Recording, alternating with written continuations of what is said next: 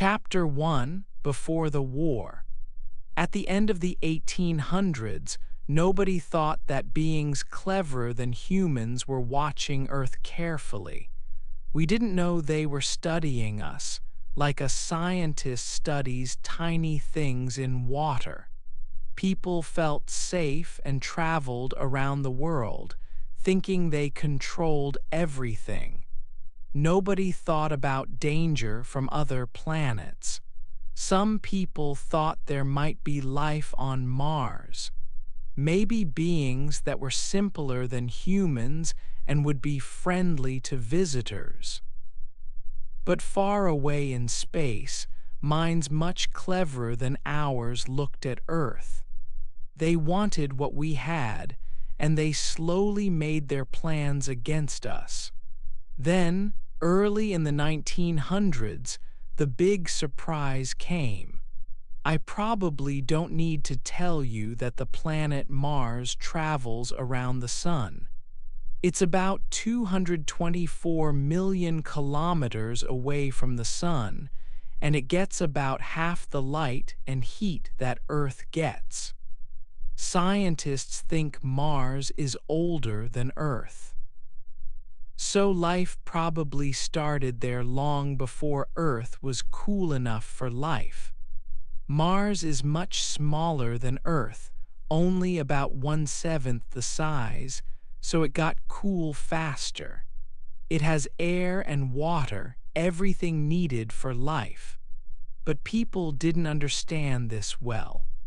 Before the end of the 1800s, no writer thought that more intelligent life could be on Mars. People also didn't know that because Mars is older, smaller, and further from the Sun, its time for life is closer to ending. Mars is getting colder, just like our planet will one day. We still don't know everything about Mars, but we know it's very cold, even in the warmest parts during the day. It's colder than our coldest winter. Its air is much thinner than ours. Its oceans have become smaller and now cover only about 1/3 of the planet. Ice from the North and South poles is slowly spreading. For Martians, the end of life is not far away. For us, it is still a long time in the future. This situation made the Martians very clever and strong, but maybe less kind. They looked across space with machines and minds much better than we can imagine. They saw our planet, Earth, only 56 million kilometers away. To them, it looked warm and hopeful, with green land, gray seas, clouds, and many people. To them, we humans on Earth must seem simple, maybe like monkeys seem to us. And before we say they were wrong to think that, we should remember how badly humans have treated animals and even other people. So, can we really complain if the Martians treated us the same way? It seems the Martians planned their journey very well. They seem much better at maths than we are. In 1894, some astronomers saw a great light on Mars. I now think this was fire from making a very big gun in a deep hole. They used this gun to shoot things at us. The attack started 6 years ago. Around midnight on August 12th, an astronomer saw a large cloud of hot gas on Mars. He said it looked like the fire coming out of a gun. We now know he was right. But the next day, the newspapers didn't say much about it. There was just one small report in a newspaper called the Daily Telegraph. The world did not know about one of the biggest dangers Earth ever faced. I probably wouldn't have known about it either, but I met Ogilvy, a famous astronomer.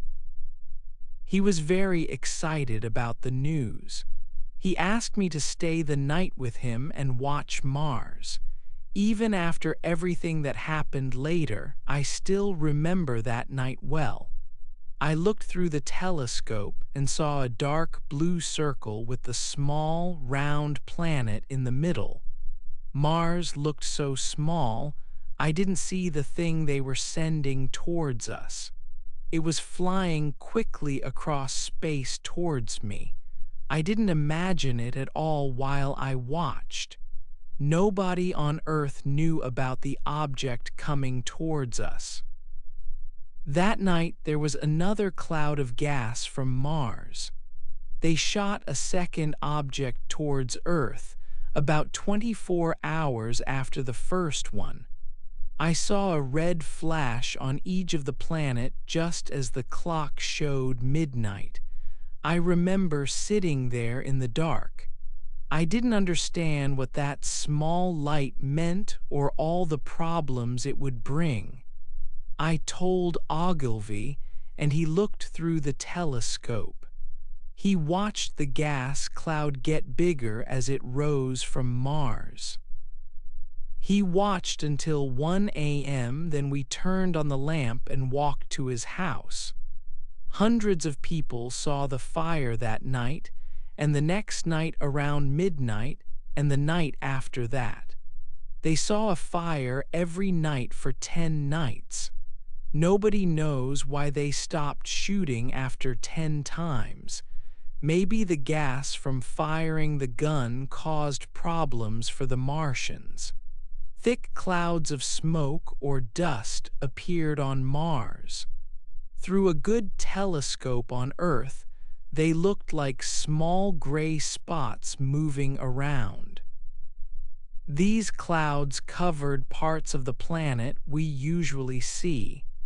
Even the newspapers finally started talking about these events. People discussed what caused them. But nobody guessed the truth. The Martians had shot objects at us, and these objects were now flying towards Earth very fast through space. It seems amazing to me now that people just continued their normal lives while this danger was coming closer.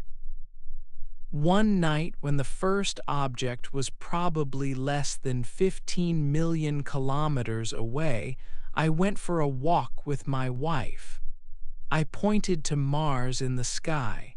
It was a bright spot of light and many telescopes were pointing at it. The night was warm.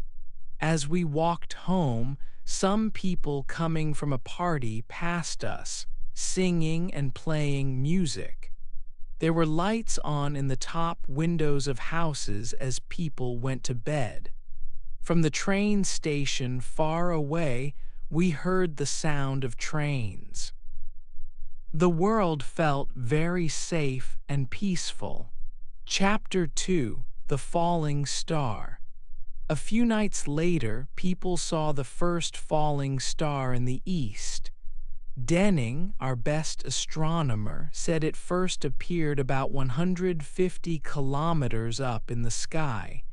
He thought it landed on Earth about 100 kilometers east of where he was. I was at home at that time. I was writing in my office with the curtains open.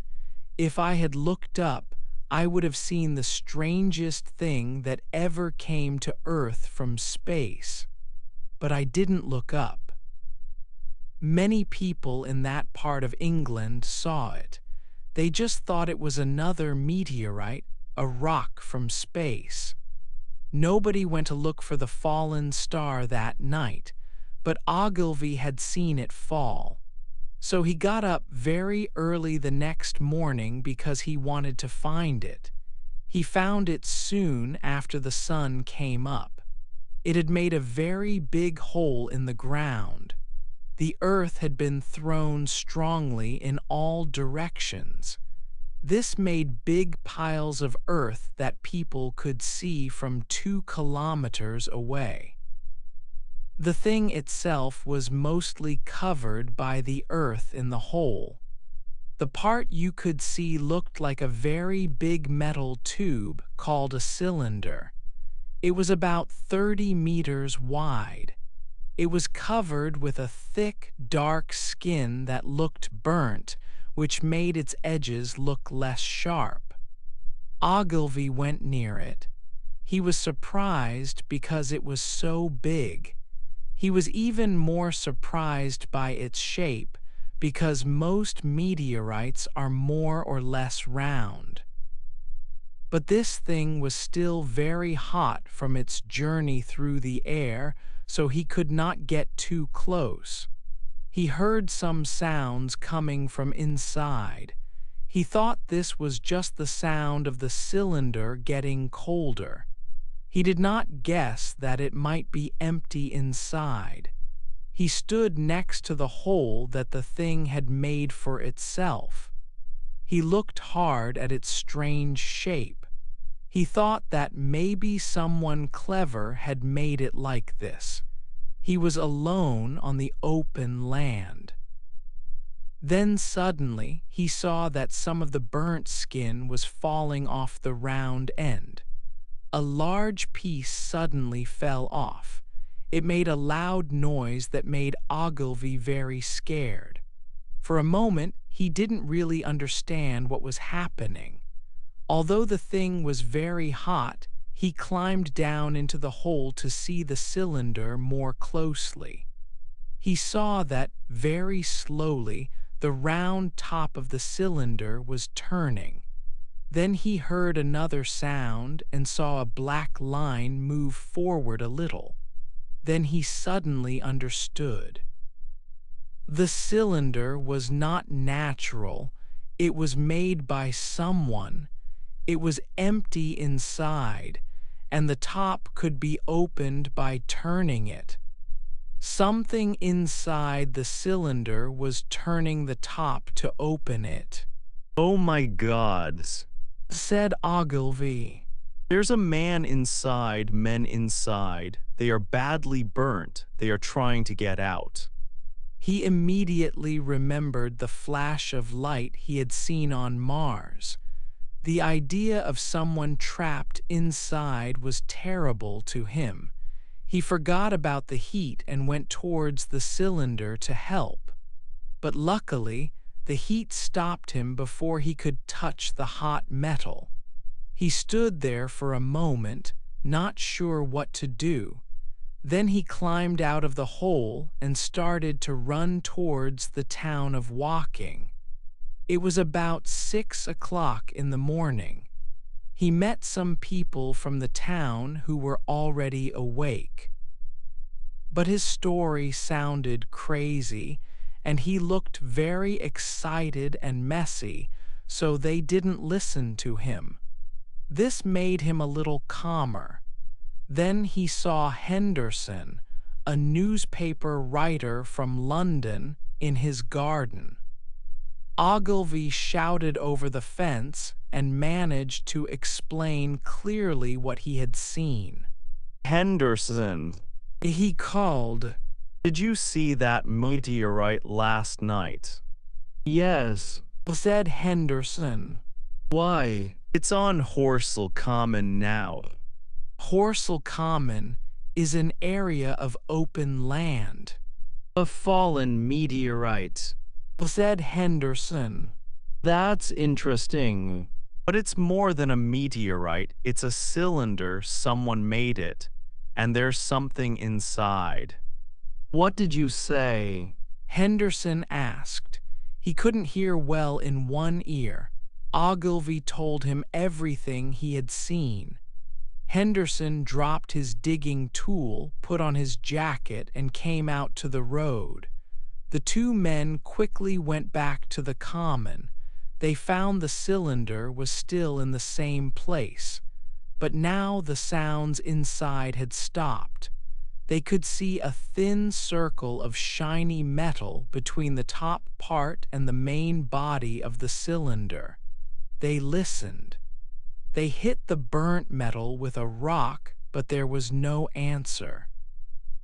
They both decided that the men inside were maybe hurt and asleep, or maybe dead. Of course, the two men could not do anything to help by themselves, so they went back to the town again to find help.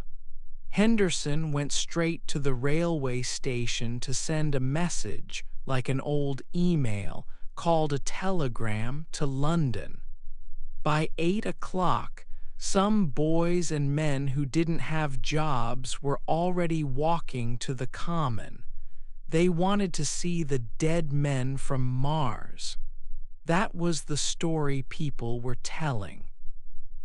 I first heard it from the boy who brings my newspaper at about 8:45. I went to the common straight away. When I arrived, I found a small group of about 20 people standing around the big hole where the cylinder was. Henderson and Ogilvy were not there. I think they knew nothing could be done right then, and they had gone to Henderson's house for breakfast. I climbed down into the hole. I thought I heard a very quiet sound under my feet. The top part had definitely stopped turning. At that time, I was sure that the thing had come from the planet Mars. I really wanted to see it opened. Around 11 o'clock, nothing was happening, so I walked back to my home in Maybury. I was thinking a lot about all this. By the afternoon, the common looked very different. The first evening newspapers had printed shocking news in London. They had big titles like "Message from Mars Received," "Amazing Story from Walking." There was now a large crowd of people standing around. I went to the edge of the hole. I found a group of men inside it: Henderson, Ogilvy, and a tall man with light-colored hair. I later learned he was Stent, the most important astronomer in the country. There were also several workmen with digging tools, spades. Stent was telling them what to do. They had now dug away the earth from a large part of the cylinder, but its lower end was still buried in the side of the hole. As soon as Ogilvy saw me, he called me to come down. He asked if I could go and see Lord Hilton. Lord Hilton owned the land where the cylinder had landed. Ogilvy said the crowd was getting bigger and becoming a big problem, especially the boys. He wanted someone to put up a fence to keep the people away. I was happy to help. I could not find Lord Hilton at his house, but someone told me he should arrive from London on the 6 o'clock train. It was about 5:15 then, so I went home, had some tea, and then walked to the station to meet him. Chapter 3: The Cylinder Opens. When I went back to the field, the sun was going down. Groups of people were walking quickly away from the town of Woking. The number of people around the big hole had grown. Maybe there were 200 people there now. They were shouting loudly, and it looked like there was some fighting near the hole. As I got closer, I heard a man named Stent shout, Stay away, stay away. A boy ran towards me. It's moving. It's opening up. I don't like it. I'm going home, he said to me as he passed. I walked into the crowd and pushed through the people. Everyone looked very excited. I heard a strange buzzing sound coming from the hole. Keep those silly people back. We don't know what's inside that thing, you know, said another man, Ogilvy. I saw a young man. I think he worked in a shop in walking, standing on the metal cylinder. He was trying to climb out of the hole again. The crowd had pushed him in. The top of the cylinder was turning and opening from the inside. A long, shiny metal piece, about half a meter long, stuck out. Someone pushed me, and I almost fell onto the metal piece. I turned around. Just then, the metal piece came all the way out. The round top of the cylinder fell onto the sand with a loud clang. I pushed back against the person behind me and looked at the cylinder again. The setting sun was bright in my eyes, so the round opening looked black for a moment. I think everyone expected a person to come out, maybe someone who looked a little different from people on Earth, but mostly like a person. I know I expected that. But as I watched, I soon saw something gray moving inside the dark cylinder. Then I saw two bright circles like eyes. Then something like a small gray snake, as thick as a walking stick, came out from the center. It moved through the air towards me, and then another one came out. Suddenly I felt very cold and scared. A woman behind me screamed loudly. I turned a little, but I kept watching the cylinder. More long arms like snakes' tentacles were coming out now. I started to push back through the crowd away from the side of the hole. I saw people's faces change from surprise to fear. Everyone started moving back. Soon I was standing alone. The people on the other side of the hole were running away. I looked back at the cylinder and felt very, very afraid. A big, gray, round creature, maybe the size of a bear, was slowly and carefully climbing out of the cylinder. When the light hit it, its skin shone like wet leather. Two large, dark eyes looked straight at me. The creature's head was round and it had something like a face. There was a mouth under the eyes, but it had no lips and it looked wet. The whole creature was breathing very hard. One long arm held onto the cylinder, another moved in the air. Suddenly, the creature fell over the side of the cylinder and into the hole. I heard it make a strange cry.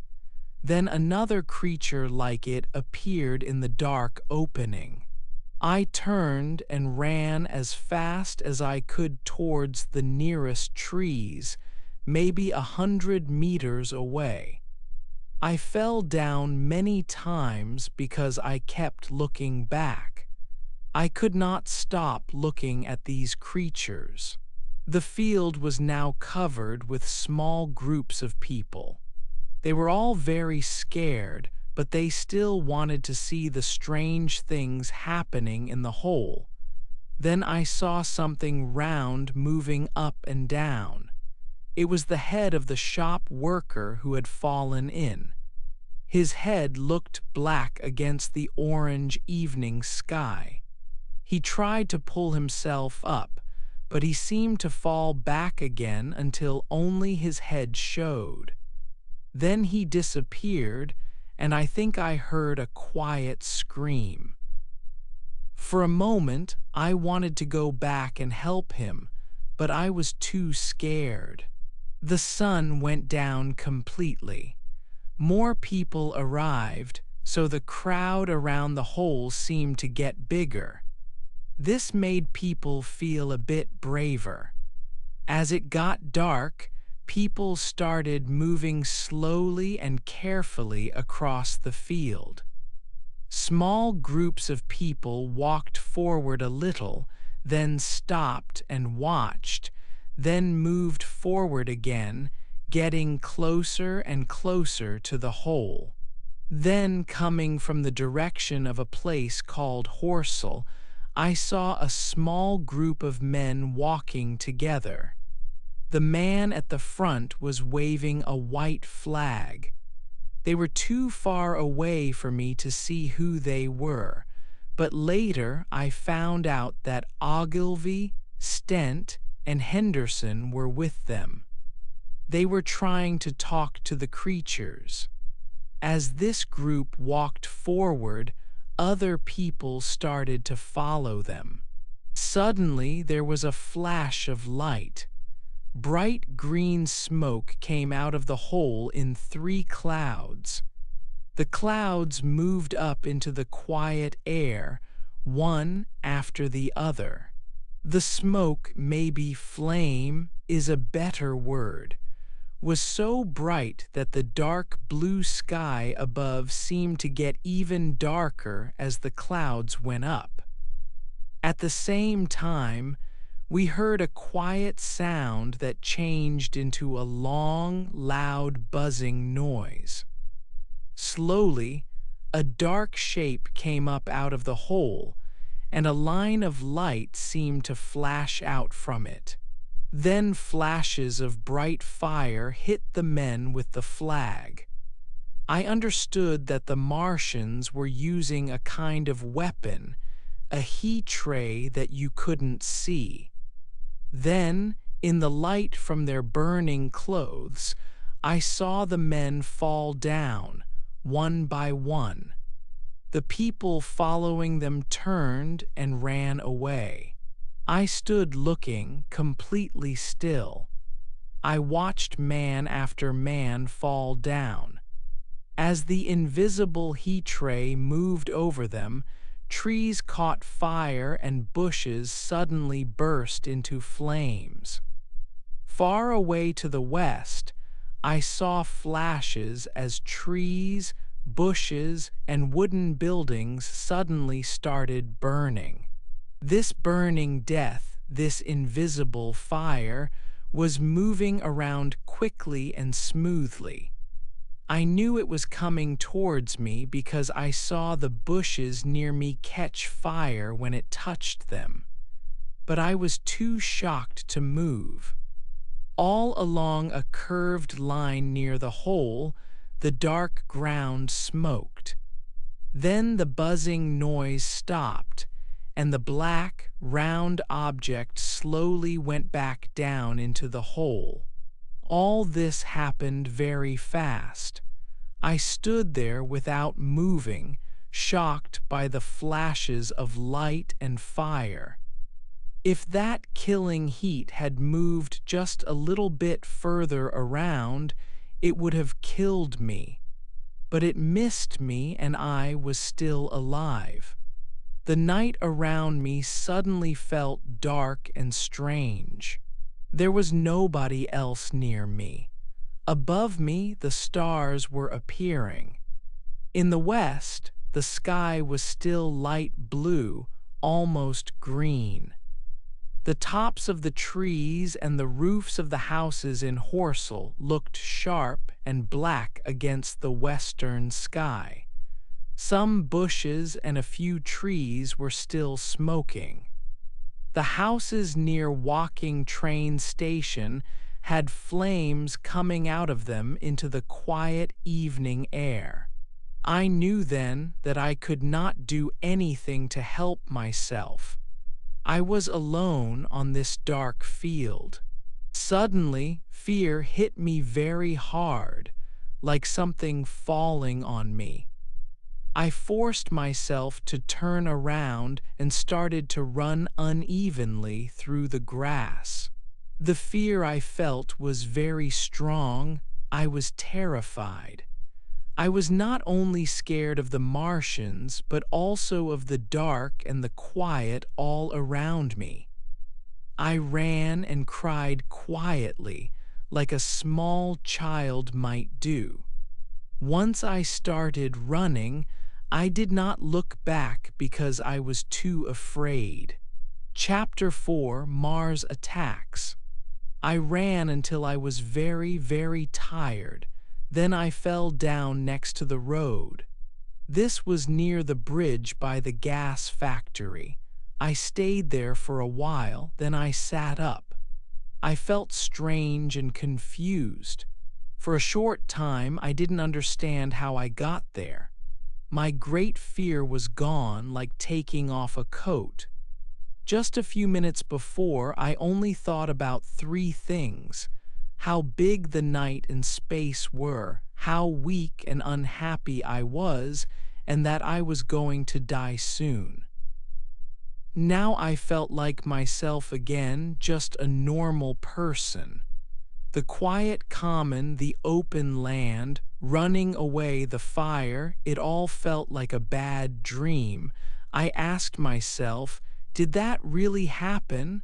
I couldn't believe it. I stood up and walked up the hill to the bridge. My body felt weak. I saw a workman walking with a basket. A little boy ran next to him. He passed me and said, Good night. I wanted to talk to him, but I didn't. I said, Good night, back and walked over the bridge. Two men and a woman were talking at the gate of a house. I stopped. What's happening on the common? I asked. There you, Said one of the men, turning around. What's happening on the common? I said again. were you just there? The man asked. People are acting silly about the common. The woman said from behind the gate. What's it all about? Haven't you heard about the men from Mars? I said, the things from Mars. That's enough. Said the woman. Thanks. And all three of them laughed. I felt stupid and angry. I tried to tell them what I saw, but my words were mixed up and didn't make sense. They laughed again. You'll hear more soon, I said and walked home. My wife was very surprised when she saw me because I looked tired and dirty. I went into the dining room, sat down, and told her what I had seen. One good thing, I said, trying to make her feel better. They move very slowly. They are the slowest, fattest things I have ever seen move on the ground. Maybe they can't get out of the hole they are in, but they look so frightening. Don't, dear, Said my wife, putting her hand on mine. Poor Ogilvy, I said.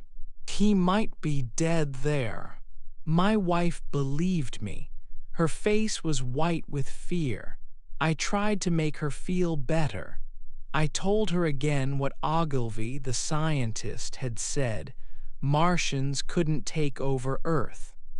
Ogilvy explained that things are heavier on Earth than on Mars because of gravity, the force that pulls things down. A Martian on Earth would feel 3 times heavier than on Mars, but would have the same strength. That's what most people thought. The newspapers wrote about this the next morning. But they didn't think about 2 clear problems with this idea. We now know that the air on Earth has much more oxygen than the air on Mars. This probably made the Martians much stronger here. And we also learned later that the Martians were very good at making machines, so they didn't need to use their own bodies much. But I didn't think about these things then, so I thought the Martians wouldn't win. We had food and wine. I needed to help my wife feel less afraid. Slowly, I started to feel more brave and safe. I remember that dinner very well, even now. My dear wife's kind, worried face looked at me from under the pink lamp. The table had a white cloth, nice plates and glasses. I had red wine in my hand. I didn't know it then, but it was the last normal dinner I ate for many strange and very bad days. On that Friday night, only people very close to Horsell Common, maybe 5 kilometers away, were really thinking about the Martians. Many people heard about the cylinder, the metal container from Mars, of course, and talked about it. But they weren't very worried. It wasn't like big news about the country. Even close to the common, most people lived normally. I already told you how the people I met acted. In the whole area, people were eating dinner, working in gardens, putting children to bed. Young people walked together. Maybe people talked about it in the villages and pubs. Sometimes someone brought news or someone who saw something arrived, and people got interested or worried. But mostly, everyday life, work, food, drink, sleep, continued like always as it had for many, many years. People still went to the common and some left, but many stayed there watching. 1 or 2 brave people tried to get very close to the Martians in the dark, but they never came back. Sometimes a bright light moved quickly across the common, and the heat ray, the Martians' heat weapon, was ready to follow. All night you could hear sounds like hammers hitting metal. The Martians were working on the machines they were preparing. Around 11 o'clock at night, a group of soldiers arrived.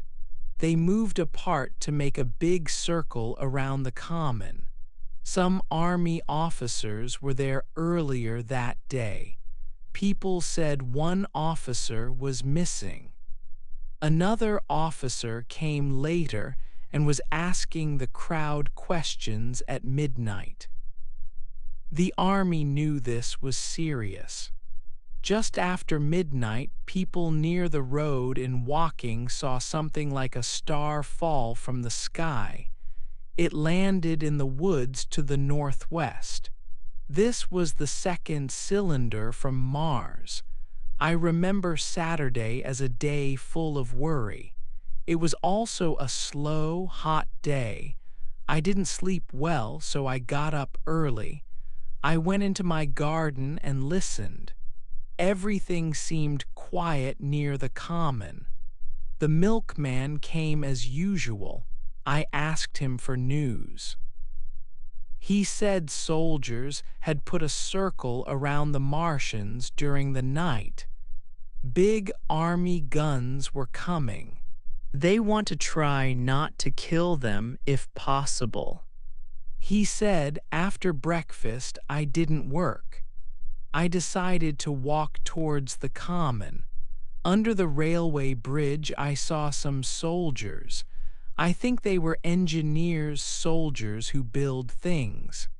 They wore small hats, dirty red coats, and dark trousers. They told me nobody could go over the bridge. I talked with them for a while. I told them I saw the Martians the night before. They hadn't seen them, so they asked me lots of questions. These engineers knew more than normal soldiers, and they talked quite intelligently about the strange fight that might happen. I left the soldiers and went to the train station to buy morning newspapers.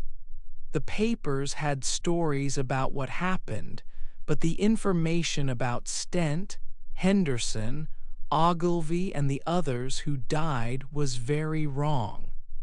I got home for lunch around 2 o'clock. I was very tired because the day was very hot. In the afternoon, I had a cold bath to feel better. The Martians didn't come out of their pit the hole that day. They were busy inside. You could still hear the hammering noise, and a line of smoke came up from the pit. The evening newspapers later said, people tried again to send messages to the Martians, but it didn't work. An engineer told me a man tried this by crawling close with a flag on a long stick. The Martians paid no attention to him, like we wouldn't pay attention to a cow. Around 3 o'clock, I heard a gun firing again and again. It came from the direction of Chertsey. I found out later they were shooting into the woods where the second cylinder landed. About an hour or two later, a big army gun arrived to be used against the Martians in the first pit. Around 6 in the evening, I was having tea with my wife in the garden. Suddenly, I heard a loud explosion from the common. Right after that, there was shooting. Then a huge crash happened very close to us. It made the ground shake. I ran outside quickly. I saw the trees around the Oriental College building suddenly catch fire with red flames and smoke. The tower of the small church next to it fell down into broken pieces. The roof of the college building was destroyed. Then one of our chimneys broke, and bricks fell down near my workroom window. My wife and I just stood there, very surprised and shocked. Then I understood. The Martians destroyed the college building so they could shoot their heat ray at the top of Mayberry Hill, where we lived. Then I took my wife's arm and ran with her out to the road. I went back inside to get the servant, the woman who worked for us. We can't stay here, I said. The shooting started again for a moment. But where can we go? My wife asked, very scared. I thought confused. Then I remembered my cousins who lived in Leatherhead. A Leatherhead! I shouted over the loud noise. She looked down the hill. People were coming out of their houses, looking surprised. How will we get to Leatherhead? She asked. Down the hill, I saw soldiers run quickly under the railway bridge. 3 soldiers went into the broken college building. 2 soldiers started running from house to house. The sun was shining through the smoke from the fire. It looked dark red, like blood, and made the light look strange on everything. "Wait here," I said to my wife and the servant.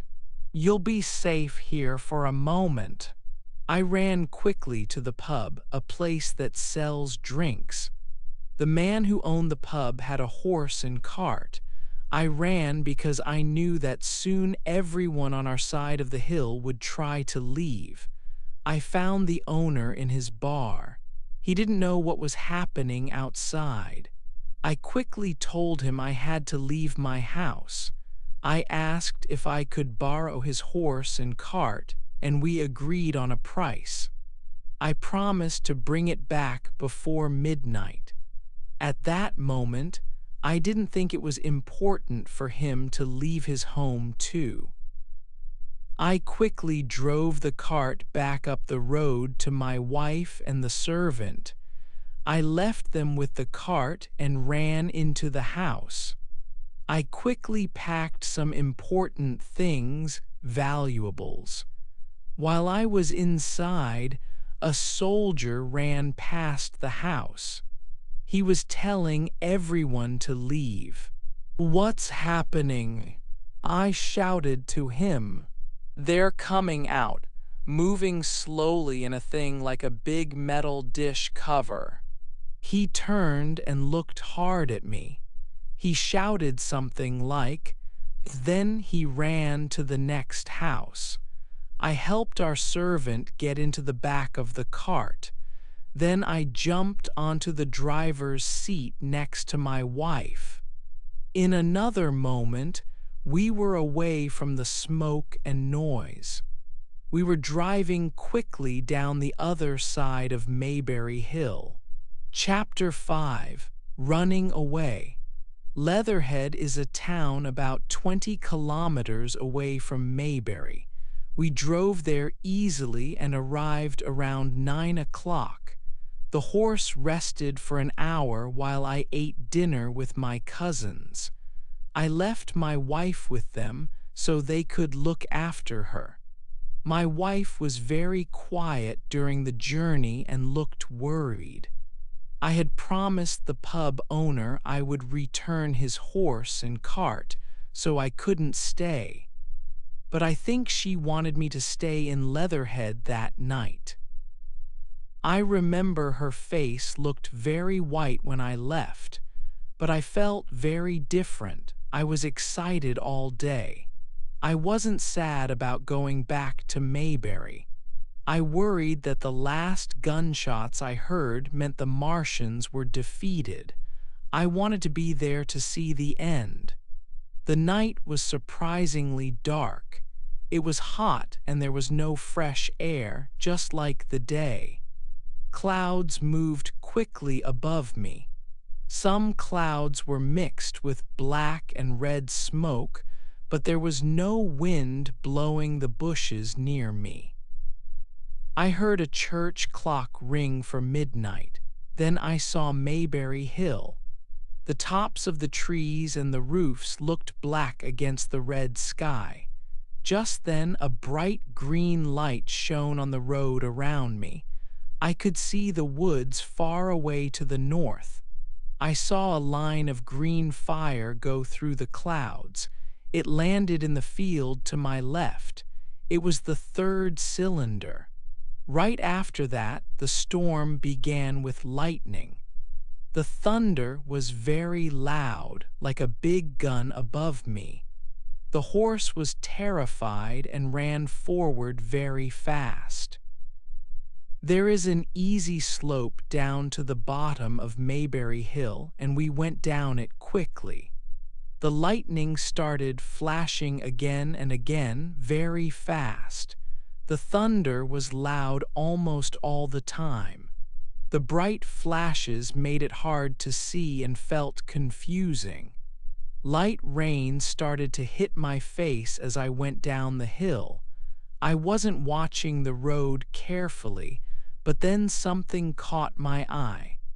At first, I thought it was the wet roof of a house.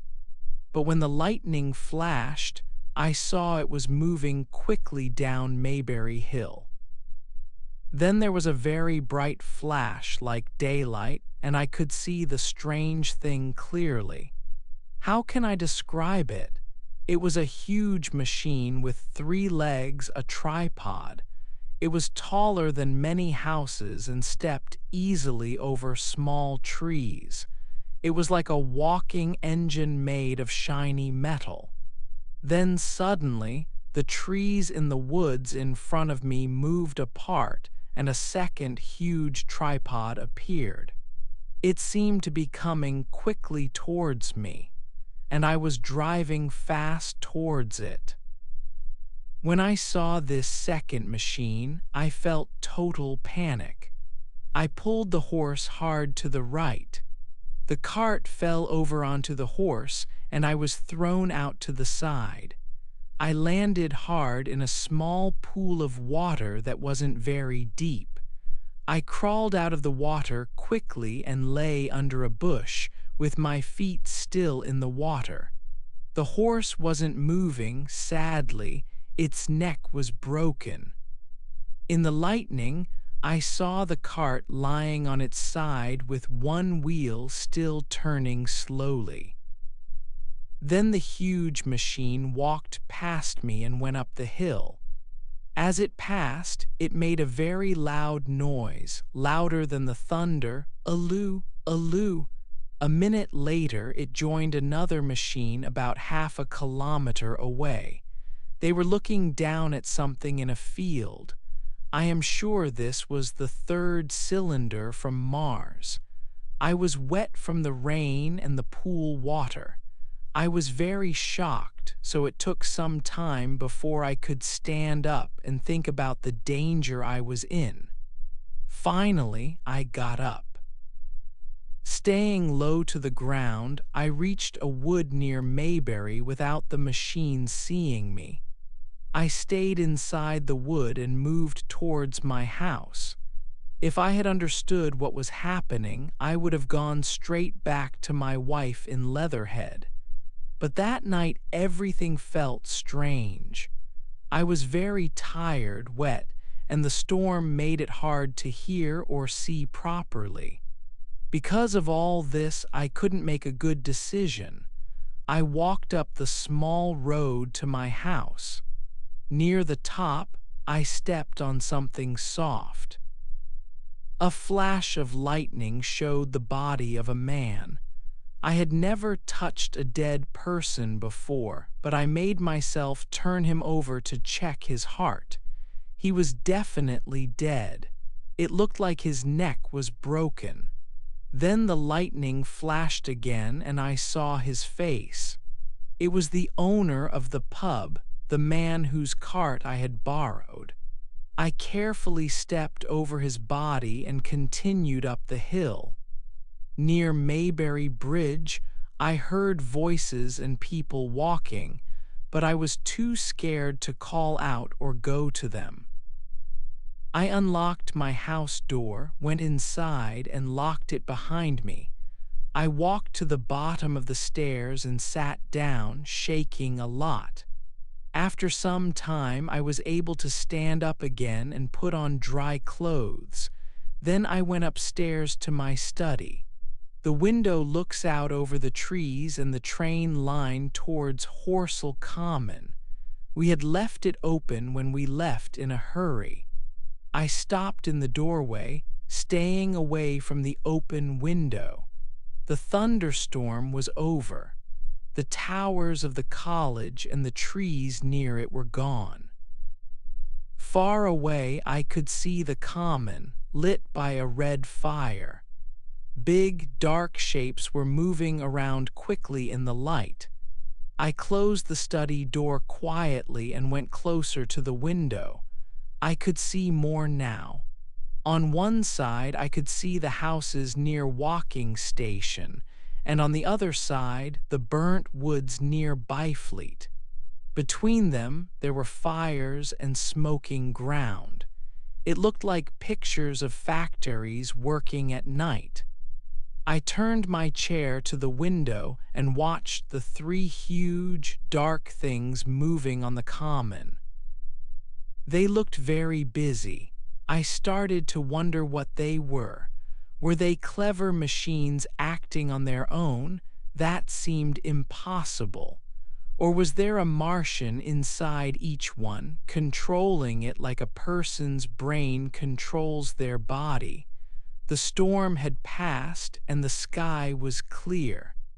Above the smoke from the burning land, the small bright light of the planet Mars was going down in the west. Just then, a soldier quietly entered my garden. I stood up and looked out of the window. I whispered. He stopped for a second, then walked to the house. "Who's there?" He whispered back. "Are you hiding?" I asked. "Yes," he said. "Come inside." I told him. I went downstairs, opened the door, and let him in. I couldn't see his face clearly in the dark. He wasn't wearing a hat and his coat was open. "What happened?" I asked. "We had no chance," he said. "No chance at all." He followed me, into the dining room. "Have a drink," I said, pouring one for him. He drank it quickly. Then suddenly he sat down at the table, put his head on his arms, and started to cry like a young child. It took a long time before he could answer my questions. When he did speak, he seemed confused, and he spoke in short, broken pieces. He was part of a team working with a big field gun. They were getting ready to shoot at one of the tripods when their gun suddenly exploded. He found himself lying under dead, burnt soldiers and horses. His back was injured by a falling horse, and he couldn't move for a long time. He watched soldiers on foot run towards the tripod. They were all killed in a second. Then the tripod walked slowly across the area. It had a kind of arm holding a metal box. From this box, a powerful hot light beam, the heat ray, shot out and killed anyone who was still alive. Then the tripod turned and walked towards the place where the second cylinder had landed. Finally, the soldier could move. He crawled at first and managed to get to the town of Woking. There were only a few people alive there. Most were very scared and many were burned. He hid behind a broken wall when one of the Martian tripods came back. He saw it chase a man, catch him in one of its metal arms, and hit his head against a tree, killing him. When it got dark, the soldier ran and got across the railway line. That was the story he told me, little by little. He became calmer as he spoke. He hadn't eaten anything since the middle of the day, so I found some meat and bread for him. While we talked, the sky slowly got lighter outside. I started to see his face.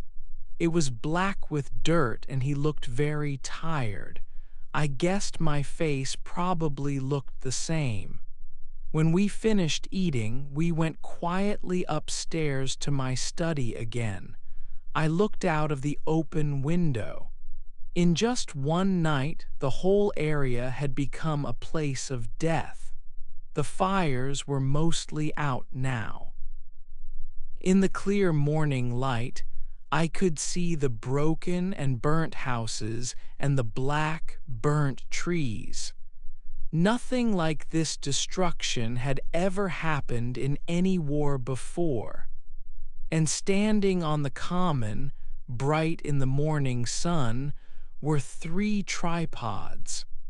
Their tops were turning around as they looked at all the damage they had caused. Chapter 6. Towns are dying. When the morning light got stronger, we stopped watching from the window and went downstairs very quietly. The soldier and I agreed that the house was not safe. He wanted to go towards London to find his group of soldiers again.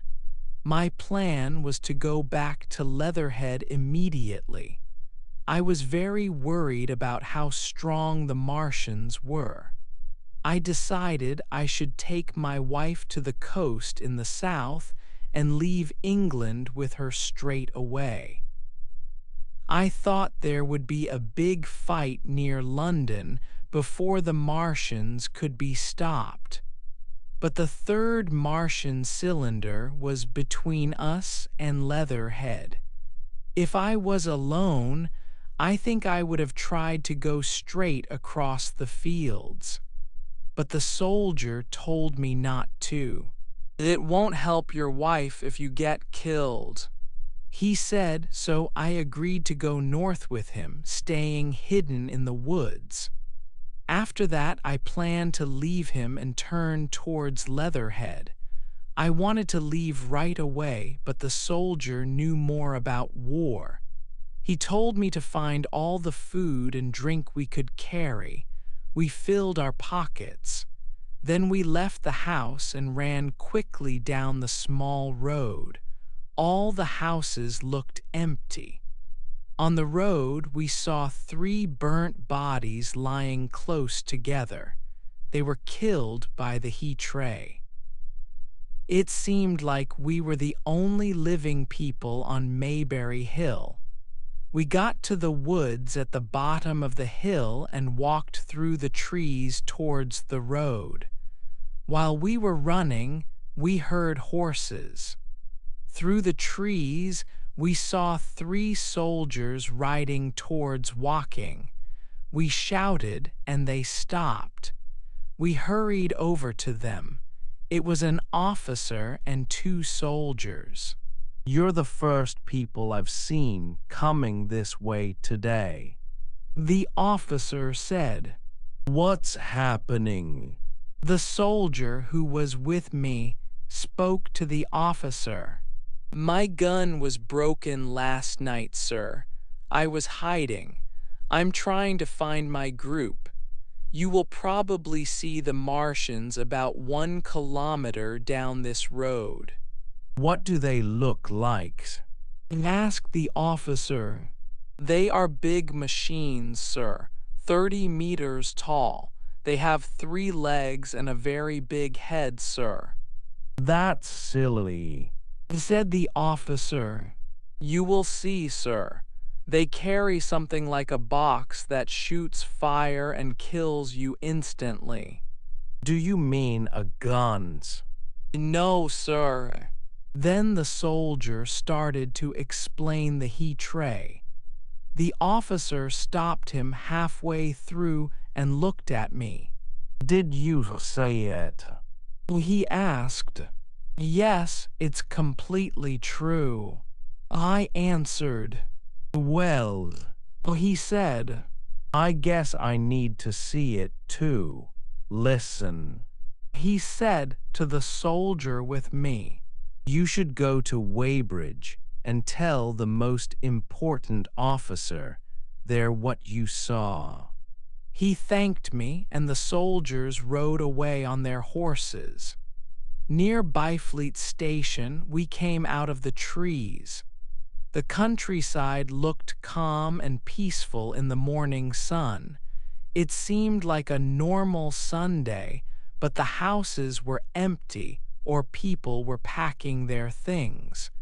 But Byfleet town was very busy. Soldiers were telling people to leave. They were helping people put things onto carts in the main street, but many people didn't understand how dangerous things were. I saw an old man with a large box and some flower pots. He was arguing angrily with a soldier who wanted him to leave the pots behind. Do you know what is over there? I asked him, pointing to the woods where the Martians were hidden. What? He said. I was explaining that these are important. Death. I shouted. Death is coming, death. I left him thinking about that and hurried towards Weybridge. We stayed there until the middle of the day. We reached the place where the River Wey meets the River Thames. There was a large group of excited people there. People were not very scared yet, but there were already too many people for the boats to take across the Thames. Sometimes, people looked nervously towards the fields near Chertsey, but everything was quiet there. Then we heard a gun fire. Soon after, more guns started firing from the other side of the river. We couldn't see them because of the trees. Everyone stopped moving. The sudden sound of fighting, close but hidden, made everyone stand still. Then we saw smoke far away up the river. The ground shook, and a big explosion made the air shake. It broke windows in some houses and shocked us all. Look, Shouted a man. over there, can you see them? One after another, quickly, 4 Martian machines appeared. They were far away above the short trees near Chertsey.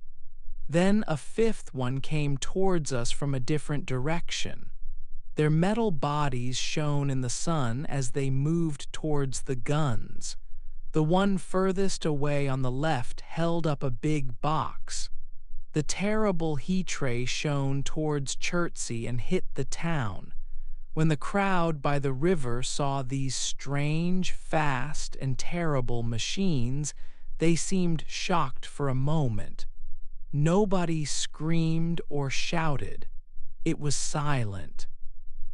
Then people started talking quietly and moving. A woman pushed me and ran past. I turned around, but I wasn't too scared to think. "Get under the water!" I shouted, but no one listened. I turned back and ran towards the Martian that was coming closer. I ran down the stony beach and jumped into the river. Other people did the same. The stones under my feet were muddy and easy to slip on. The river was not deep, so I had to go about 7 meters before I could go under the water. I heard people jumping into the river from boats, but the Martian didn't notice us. When I put my head up, it was looking at the guns still firing across the river. It was lifting the box that made the heat ray when the first cannonball exploded 6 meters above its head. "Hit!" I shouted in surprise. Then 2 more cannonballs exploded near its body at the same time. Its head turned just in time to see the 4th cannonball, but not fast enough to move away. It exploded right in its face.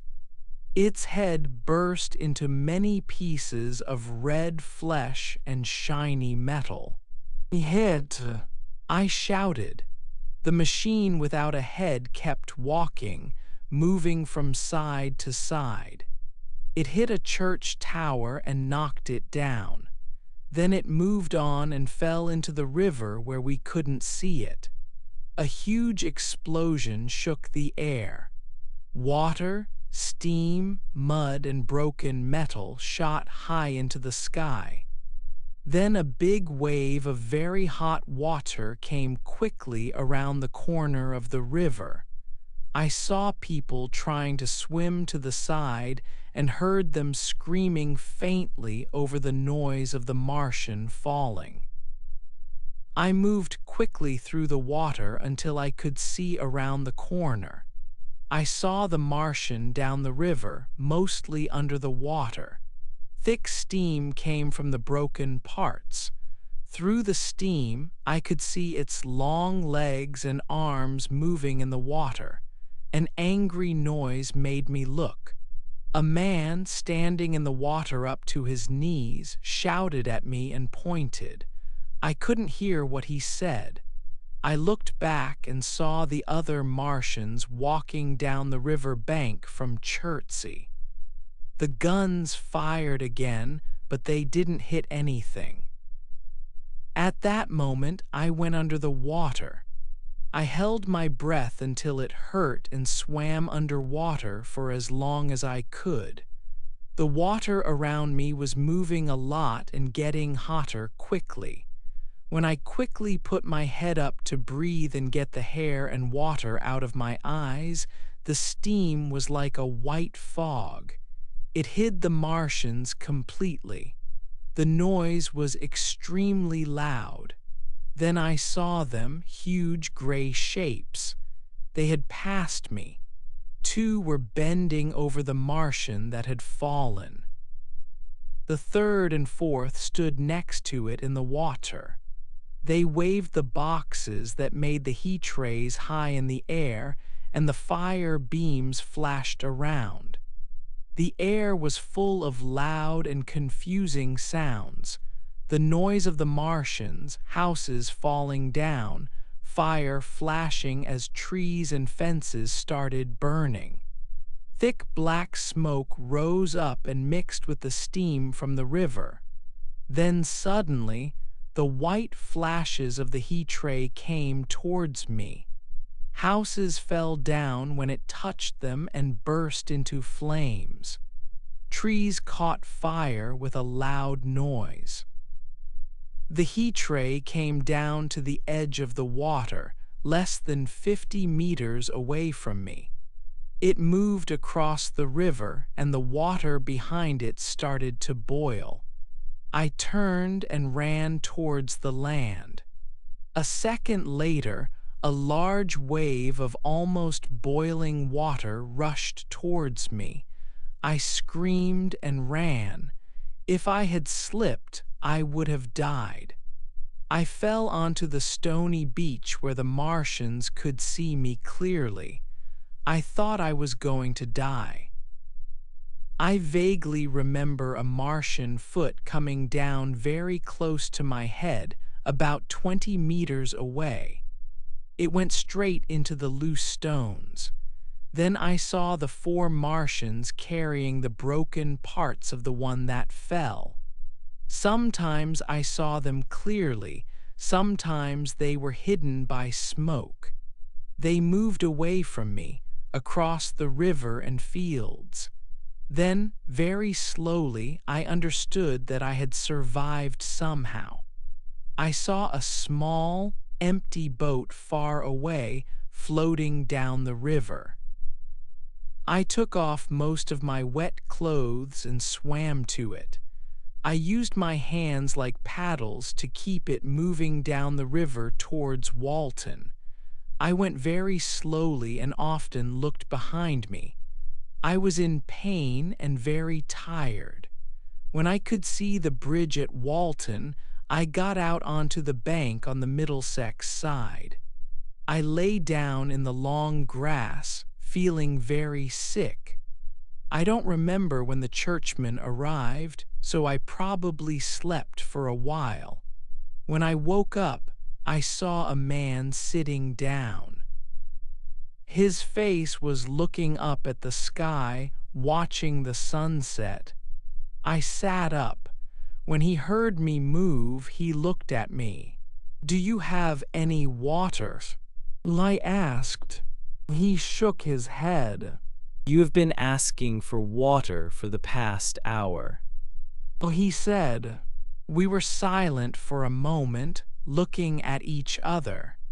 He suddenly spoke, looking away from me. "What does this mean?" He said. "What do these things mean?" I didn't answer. "Why is this happening? What did we do wrong? What did Weybridge do wrong?" The church service was finished. I was walking to clear my head, and then fire and death. All our work, everything is destroyed. The church, we rebuilt it only 3 years ago. Gone, why? He paused again, then shouted. The smoke from its burning goes up forever. His eyes were wide, and he pointed a thin finger towards Weybridge. It was obvious to me that the terrible things he had seen, it looked like he escaped from Weybridge, had almost made him crazy. "Are we far from Sunbury?"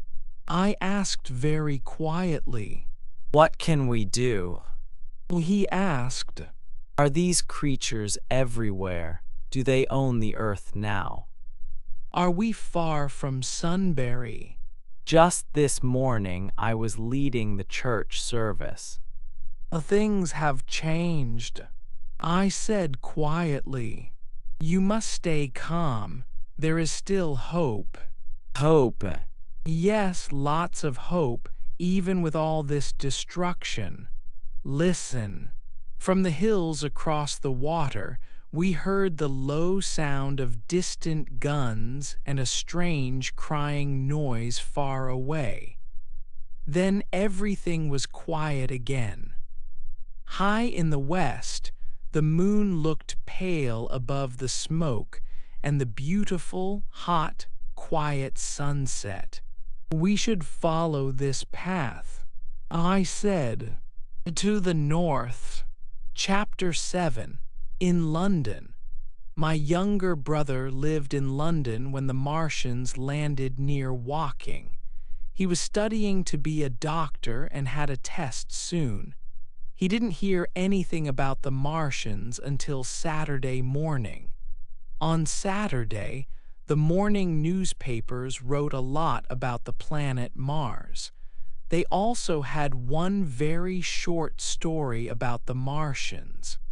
The story said the Martians got scared when a crowd came near, so they killed some people with a fast gun. The story finished with these words: "The Martians seem scary, but they haven't moved from the hole where they landed. It looks like they cannot move." Even the afternoon newspapers didn't have much new information. They only said that soldiers were moving around the area and that the woods between Woking and Weybridge were burning. Nobody knew more about the fighting that night. That was the night I drove to Leatherhead and back. My brother wasn't worried about us. He read in the newspapers that the Martian ship was 3 kilometers from my house. That night, he decided he wanted to visit me. He wanted to see the Martians before soldiers killed them. He sent me a message by telegram, but I never got it. On Saturday evening, my brother was at Waterloo train station. He found out that trains couldn't go to Woking because of an accident. He couldn't find out what kind of accident it was. The people working for the railway didn't really know either at that time. The station was not very busy or excited. Not many people thought the problem was because of the Martians. I read somewhere else that on Sunday morning, everyone in London was panicking because of the news from Woking. But this wasn't really true. Many people in London only heard about the Martians on Monday morning. Some people heard earlier, but they needed time to understand what the news in the Sunday papers really meant. Also, most people in London don't read Sunday newspapers. People in London usually feel very safe. They read exciting news in the papers all the time, so they could read news like this without feeling too scared. About 7 o'clock last night, the Martians came out of their ship. They moved around in metal machines. They completely destroyed Woking Station and the houses nearby. They killed about 600 soldiers. We don't know all the details. Machine guns don't work against them. Big field guns have been broken. The Martians seem to be moving towards the town of Chertsey. People in West Surrey are very worried. The army has built defenses to try and stop the Martians from reaching London. Nobody in London knew what the Martians looked like. People still thought they must be slow. Words like crawling and moving with difficulty were in the first news stories. But the people who wrote those stories hadn't actually seen a Martian. The Sunday newspapers printed new versions when more news arrived. But there wasn't much to tell people until the government said that people from Walton and Weybridge were leaving their homes and traveling towards London on the roads. My brother went back to Waterloo Station. He wanted to know if the train line to Woking was open now. There, he heard that the train line to Chertsey was also closed. He found out that some strange telegram messages had arrived that morning from stations near Byfleet and Chertsey, but then they suddenly stopped. My brother couldn't get clear information.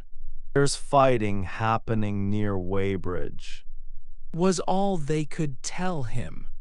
A lot of people were waiting at the station for friends who should have arrived by train.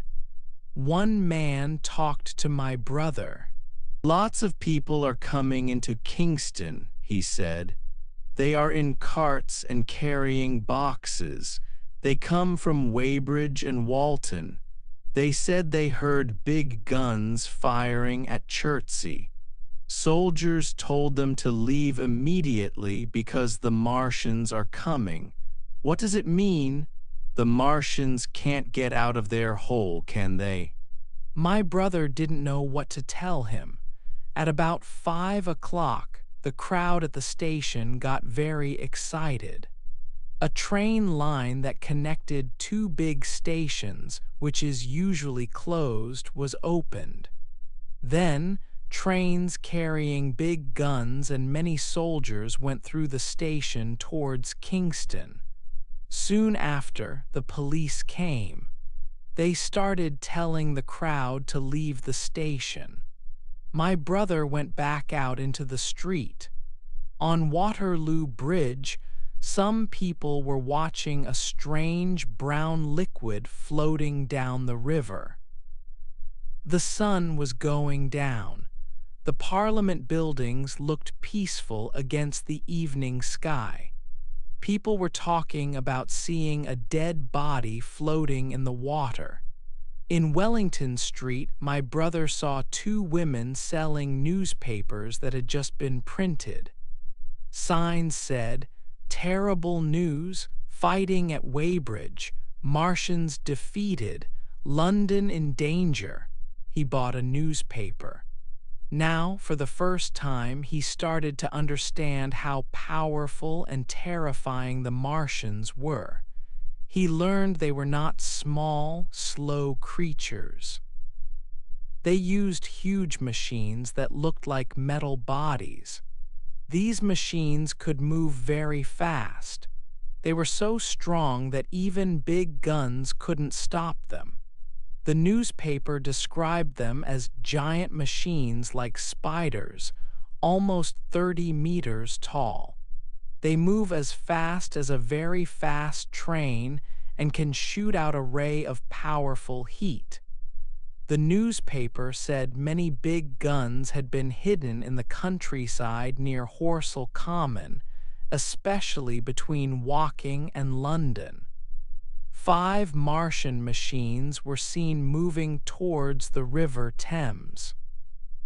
Luckily, one machine was destroyed, but in other places, the army's shells missed the machines.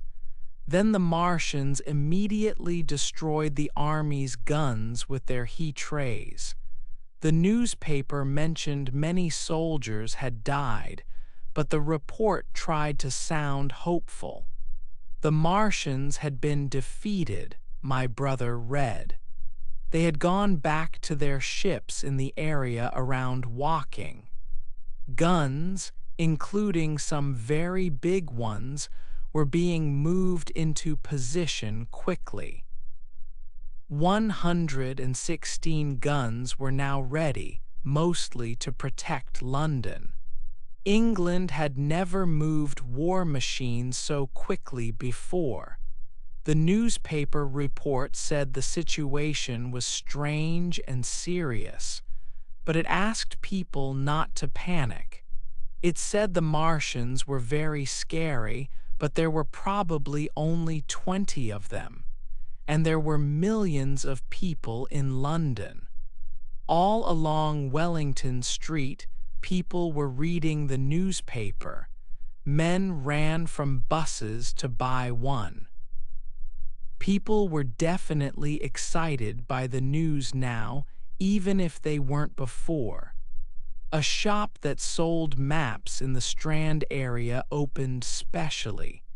A man in his best Sunday clothes was inside, quickly putting maps of Surrey in the shop window. My brother walked along the Strand towards Trafalgar Square. He saw some of the people who had run away from West Surrey. There was a man with his wife, 2 boys, and some furniture in a cart. Another cart followed close behind with 5 or 6 richer-looking people and some boxes. The people looked very tired. A bit further back, a man was riding an old type of bicycle. His face was white and dirty. My brother walked towards Victoria Station and saw more people like these. He hoped he might see me. He noticed there were more police than usual, trying to control the traffic. Some of the people running away were talking to people on the buses, telling them what happened. Most seemed excited by their strange experience.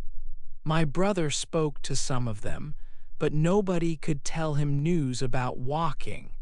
One man just said walking was completely destroyed last night. At that time, many people on the streets felt angry with the government. They thought the government should have destroyed the Martians already. Around 8 o'clock, the sound of guns firing could be heard clearly all over the south of London.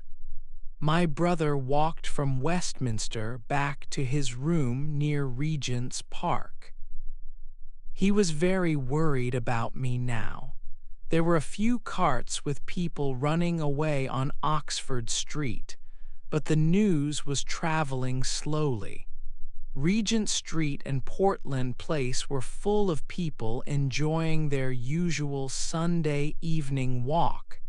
Near Regent's Park, young couples were walking together, just like any other Sunday. The night was warm and quiet, except for the sound of guns sometimes. After midnight, it looked like there was lightning in the south. My brother read the newspaper again and again. He thought something terrible had happened to me. He couldn't relax. After eating, he went out again. He came back and tried to study for his test, but he couldn't focus. He went to bed just after midnight. Early on Monday morning, he woke up. He heard knocking on doors, people running in the street, drums beating far away, and church bells ringing. He lay surprised for a moment. Then he jumped out of bed and ran to the window. Windows were opening in houses up and down the street. People were shouting questions. They are comings. A policeman shouted back, hitting hard on a door. Martians are comings. Then he ran to the next door. The sound of drums came from the Army Place in Albany Street. Bells were ringing in every church. You could hear doors opening everywhere. Lights turned on in the windows of the houses across the street. A horse-drawn taxi drove quickly down the street. Then many other fast carts and carriages followed. Most were going to Chalk Farm Station. Special trains were waiting there to take people away. For a long time, my brother just stared out of the window, completely surprised. He watched the policemen hitting door after door. Then he went back into his room and started to get dressed. He kept running back to the window with each piece of clothing because he didn't want to miss anything. Then, men selling newspapers very early came shouting down the street. London in danger. Kingston and Richmond defenses are broken. Terrible killing in the Thames Valley. All around him, in the rooms below him, in the houses next door and across the road, and all over London, people were waking up. They were opening windows to look out and ask questions. They got dressed quickly. The first feeling of the coming fear spread through the streets. It was the start of the big panic. London went to sleep on Sunday night not knowing much and not caring much. But it woke up early on Monday morning feeling truly in danger. My brother couldn't understand everything just by looking out the window, so he went downstairs and out into the street. The sky was just starting to get light pink with the sunrise. More and more people in carts and carriages were rushing past every moment. Black smoke. He heard people shouting. Black smoke. He stood at the door, not knowing what to do. He saw another newspaper seller coming towards him.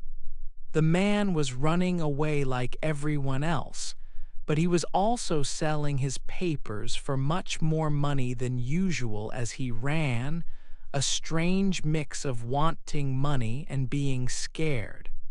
From this newspaper, my brother read the terrible message from the army leader. The Martians can send out huge clouds of black smoke. This smoke has poisoned our soldiers with guns.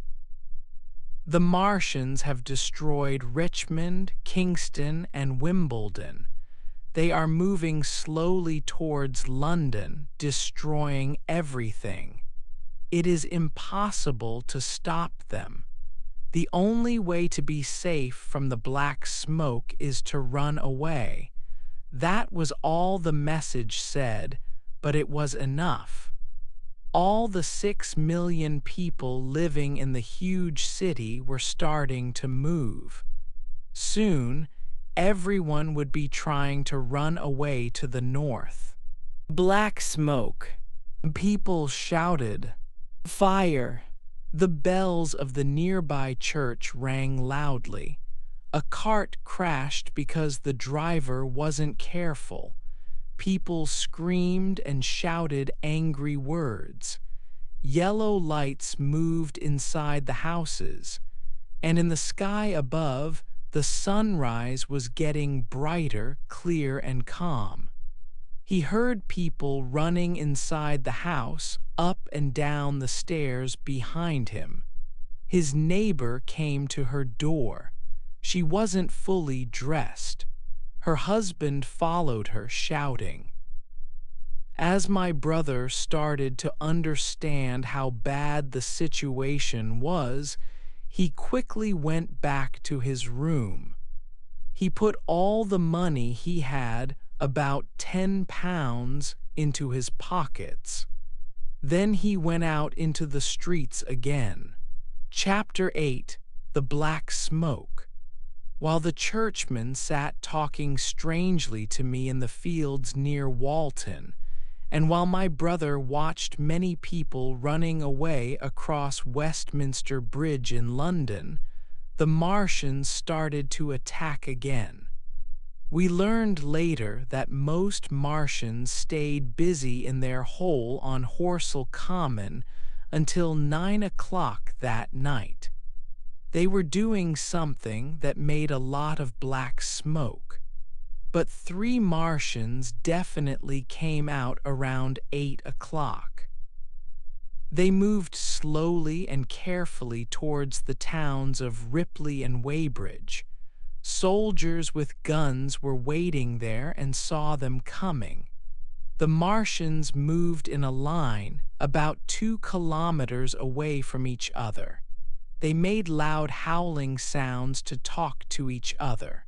From Walton, we heard this howling and the sound of guns firing in Ripley and Weybridge. The soldiers with guns in Ripley had never fought before. Their guns fired once, but the shells didn't work. Then the soldiers ran away. The Martian walked past their guns without even using its heat ray weapon. But the soldiers in Weybridge were maybe better leaders or knew more about fighting. They were hiding in some trees, and it seems the nearest Martian didn't see them. They aimed their guns well and fired when the Martian was about 1 kilometer away. The shells exploded all around the Martian. People saw it move a few steps forward and then fall down.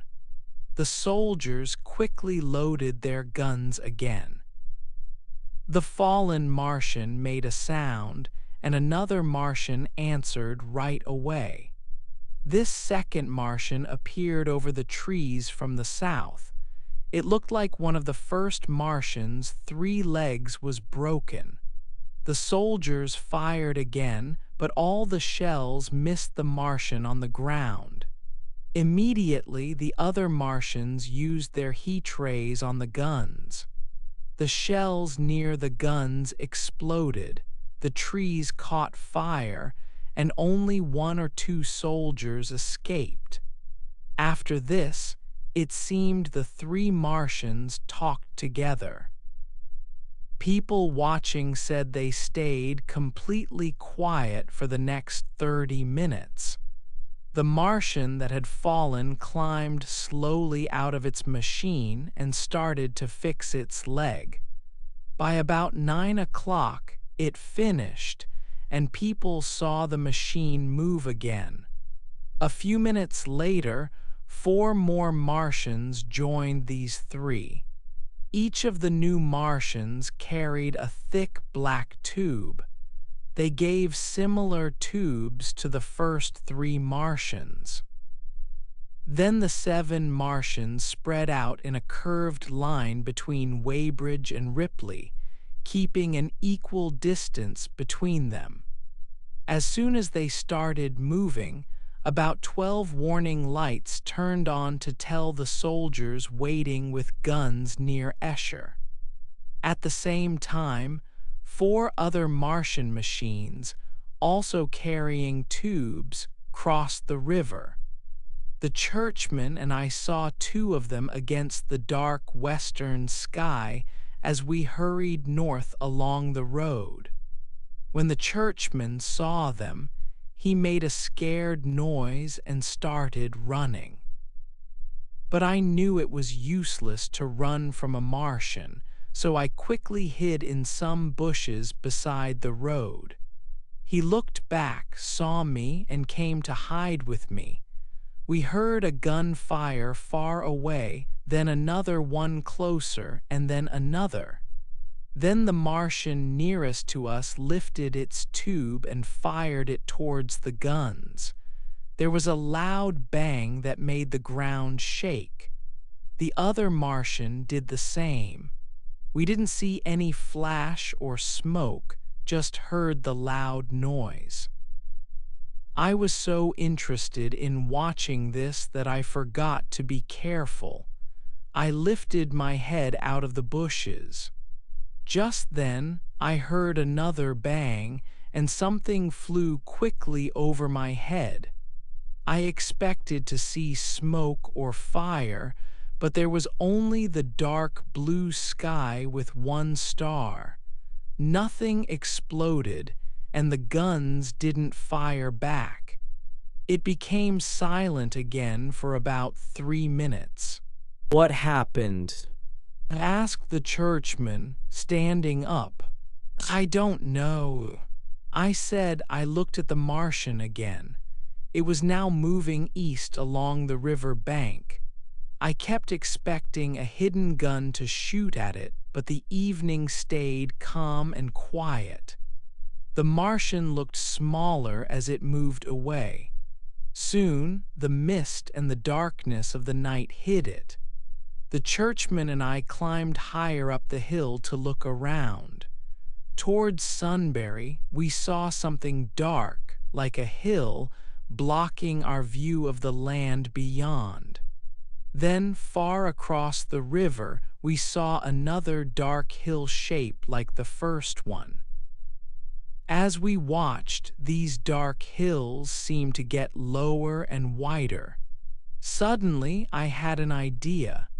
I looked north and saw a third one of these cloudy black hills.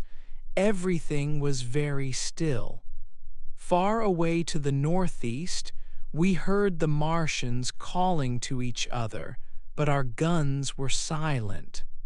At that time, we didn't understand what was happening, but later I learned what these scary black hills meant. Each Martian, standing in that long curved line, had used its tube to fire a large container, like a big can or cylinder. They fired these containers over any hill, wood, or place where guns might be hiding. Some Martians fired only one container, some fired two or more. When the containers hit the ground, they broke open, they didn't explode, and let out a huge amount of thick black smoke. This smoke went up in a cloud shaped like a hill, then it came down and slowly spread over the land nearby. Breathing this smoke killed people. The smoke was heavy. When it came down, it flowed like water down hills and into low areas. When it touched water, mist, or wet grass, a chemical change happened. It turned into a powder that slowly fell to the ground, making space for more smoke. After the smoke settled, it stayed close to the ground. So if you were about 15 meters up in the air, maybe on a roof, the top floor of a house, or in a tall tree, you might be safe from the poison.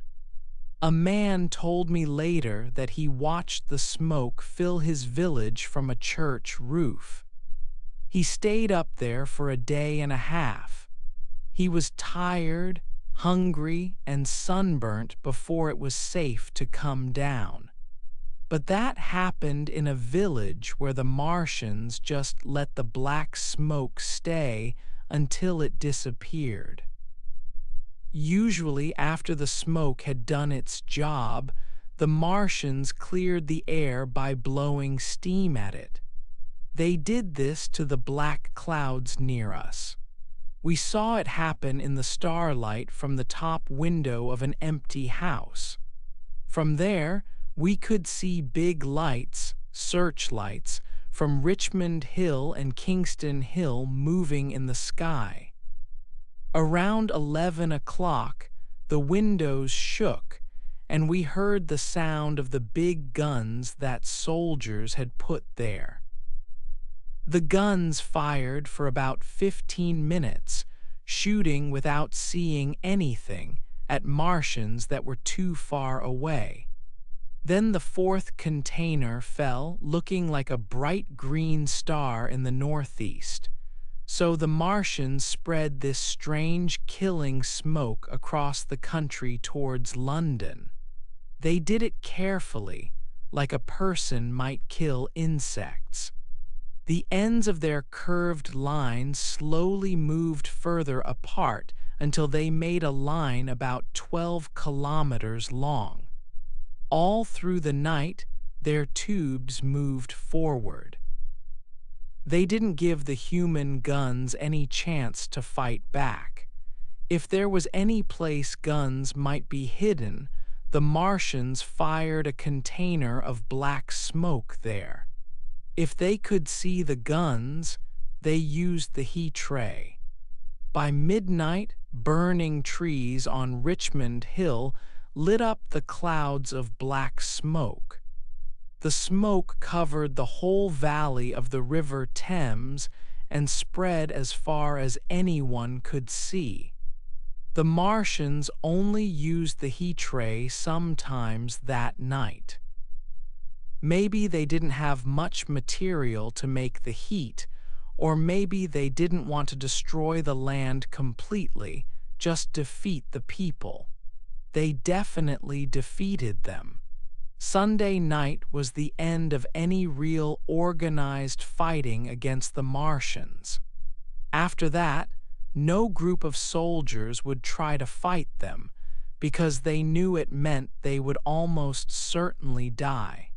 You have to imagine what happened to the soldiers with guns near Esher. They were waiting nervously in the evening light. None of them survived to tell the story. Imagine them waiting quietly, the officers watching, the soldiers waiting with their horses, local people watching from as close as they were allowed, and the ambulances and hospital tents with the burned and hurt soldiers from Weybridge. Then they heard the loud bang when the Martians fired. The container flew over the trees and houses and broke open in the fields nearby. You can also imagine how they watched the black cloud rise into the sky. They probably saw men and horses near the smoke running, screaming, and falling down. Imagine the sounds of fear, soldiers quickly leaving their guns, men on the ground finding it hard to breathe, and the dark smoke spreading fast, a silent black cloud covering the dead. Before morning, the black smoke was flowing through the streets of Richmond. The government, which was already losing control, tried one last thing. It told the people of London they had to leave the city. Chapter 9: Escape. On Monday morning, people in London were very afraid. You can imagine how scared they were in the biggest city in the world. People ran to the train stations and to the boats on the River Thames. They hurried down any street that went north or east, trying to get away.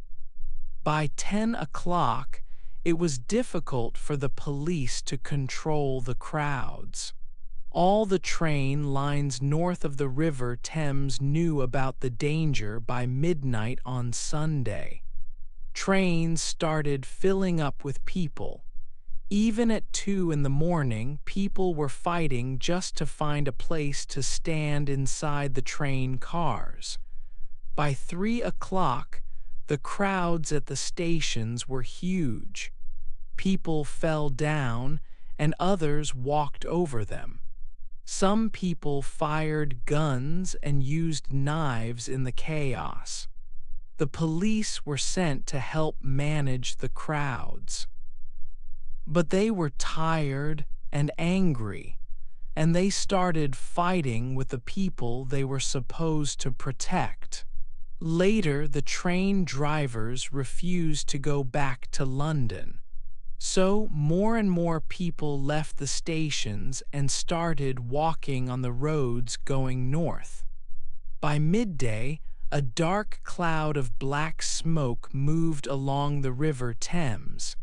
It blocked the bridges, so people couldn't escape that way. Another cloud covered an area called Ealing. Some people on a hill there were trapped. They were alive but couldn't get away. My brother tried to get on a train at Chalk Farm Station, but he couldn't. He went out onto the road and pushed through the busy traffic of people and carts. He was lucky. He reached the front of a crowd that was taking bicycles from a shop. He managed to get one. As he pulled the bicycle through the broken shop window, he damaged the front tire and cut his wrist. But he was able to ride away on it. At the bottom of Haverstock Hill, dead horses blocked the road. But my brother found another way onto Belsize Road. In this way, he escaped the worst of the chaos in London. He arrived near a village called Edgware around 7 o'clock. About a kilometer before the village, the bicycle's front wheel broke. He left the bicycle by the road and continued walking. In the village, people stood on the pavements. They looked surprised to see so many people escaping the city. He managed to get some food at a pub. My brother had friends in a town called Chelmsford. Maybe that's why he decided to take the road going east. He didn't see many other escaping people until he met the 2 women who traveled with him later. He arrived just in time to help them. He heard them screaming. He ran around a corner and saw 2 men trying to pull the women out of their small cart. A 3rd man was holding the horse's head. The horse was scared. One woman, who was short and wearing white clothes, was screaming. The other woman, who was younger, was hitting the man holding her arm with a whip. My brother shouted and ran to help. One of the men turned to face him. My brother saw the man wanted to fight. Because my brother was a good boxer, he hit the man hard. The man fell back against the cart wheel. My brother knew he couldn't fight fairly now. He kicked the man to stop him. Then he grabbed the shirt collar of the man who was holding the younger woman's arm. He heard the horse move. Then the 3rd man, the one holding the horse, hit my brother between the eyes. The man my brother was holding got free and ran away, back the way he came. My brother was still feeling the hit. He saw he was now facing the man who had held the horse. He also saw the cart moving away down the road. The man looked strong and tried to get closer, but my brother hit him in the face. My brother realized he was alone now. He ran after the cart. The strong man ran after him. The other man, who had run away earlier, stopped, turned around, and followed my brother, but further behind. Suddenly, my brother fell down. The strong man tripped over him. When my brother stood up, both men were facing him. He was in trouble. But luckily, the younger woman bravely stopped the cart and came back to help him. It turned out she had a gun the whole time. It was under her seat when the men attacked them. She shot the gun from about 6 meters away. The bullet almost hit my brother. One of the attackers got scared and ran away. The other one followed him, shouting angry words. They stopped near the first man my brother had hit, who was lying on the ground and not moving.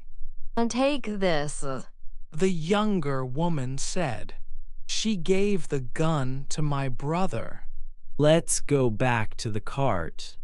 My brother said. He wiped some blood from his lip.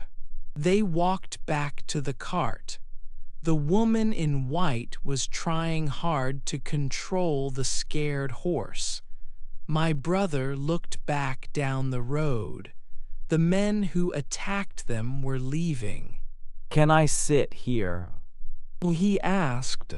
He climbed onto the front seat.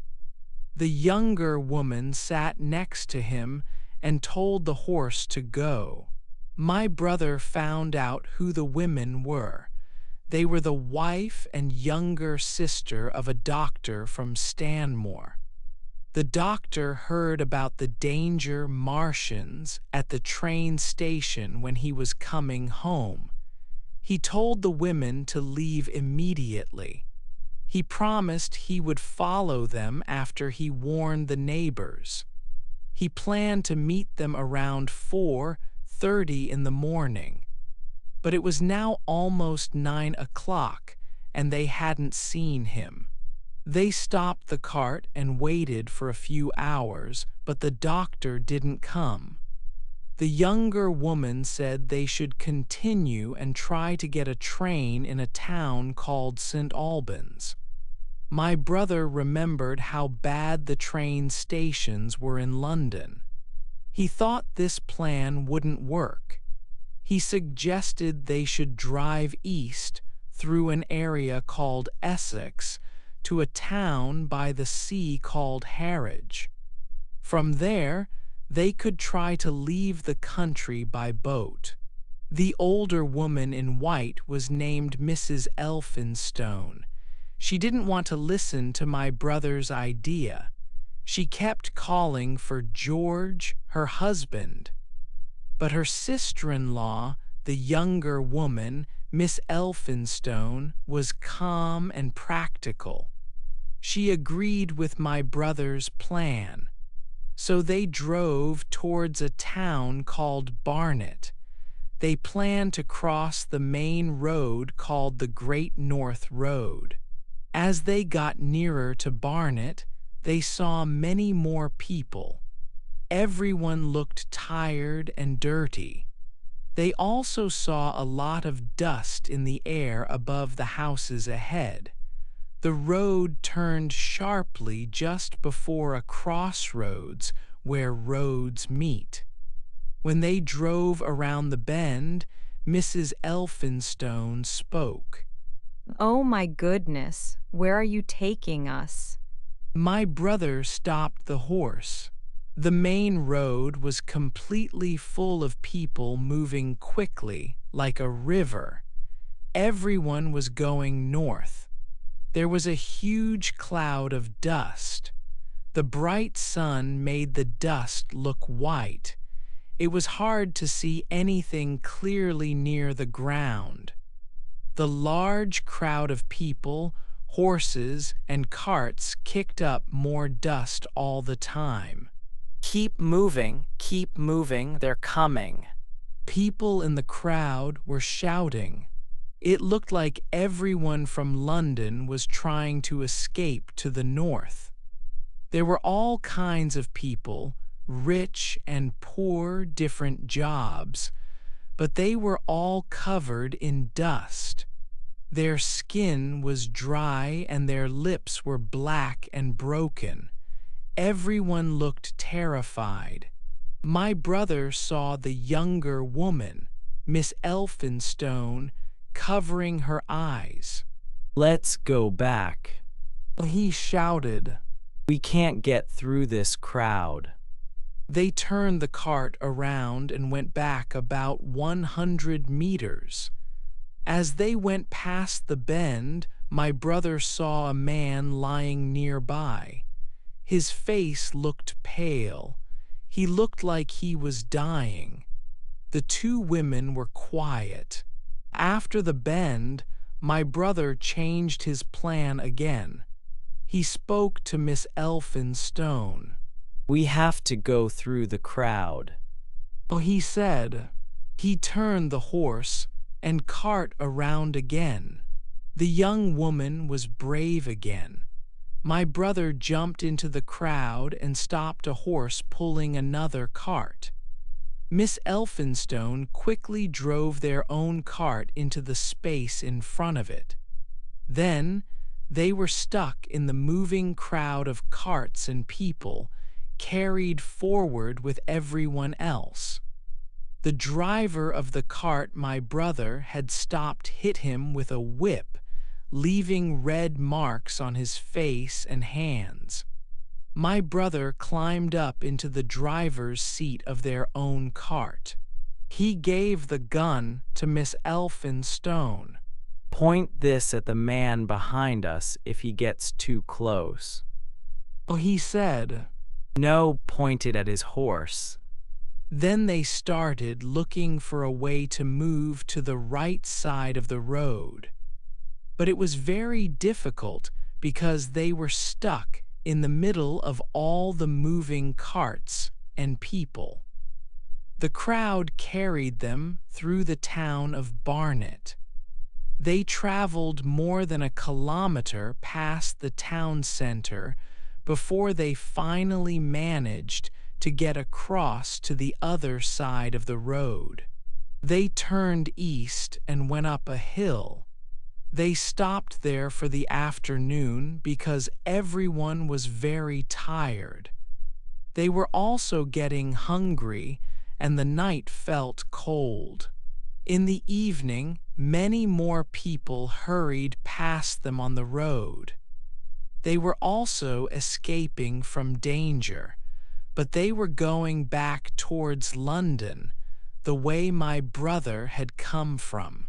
Chapter 10. The Thunder Child Ship. The Martians could have killed all the people in London on Monday if they only wanted to destroy things. Many people were leaving the city slowly, moving into the areas around it. If you looked down from the sky that morning, you would see the roads going north and east full of people. They were all scared and very tired human beings. This was bigger than any war in history. 6 million people were moving away. They had no weapons, no food, and they didn't really know where they were going. It felt like the start of the end for humans. The Martians were in the hills south of the river. They moved around slowly, spreading their poison gas, the black smoke, over different parts of the land. They destroyed any weapons they found and damaged the train tracks in some places.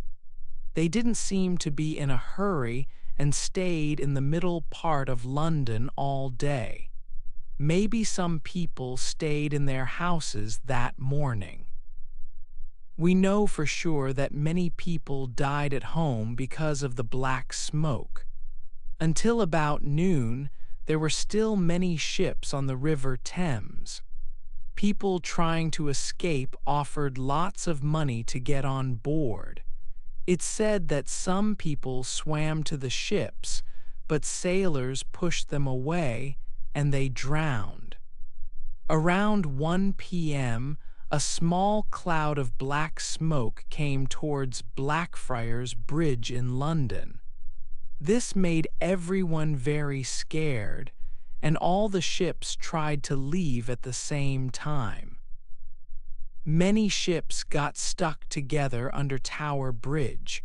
Sailors had to fight people who were trying to climb onto the boats from the riverside. People were even climbing down from the bridge above onto the boats.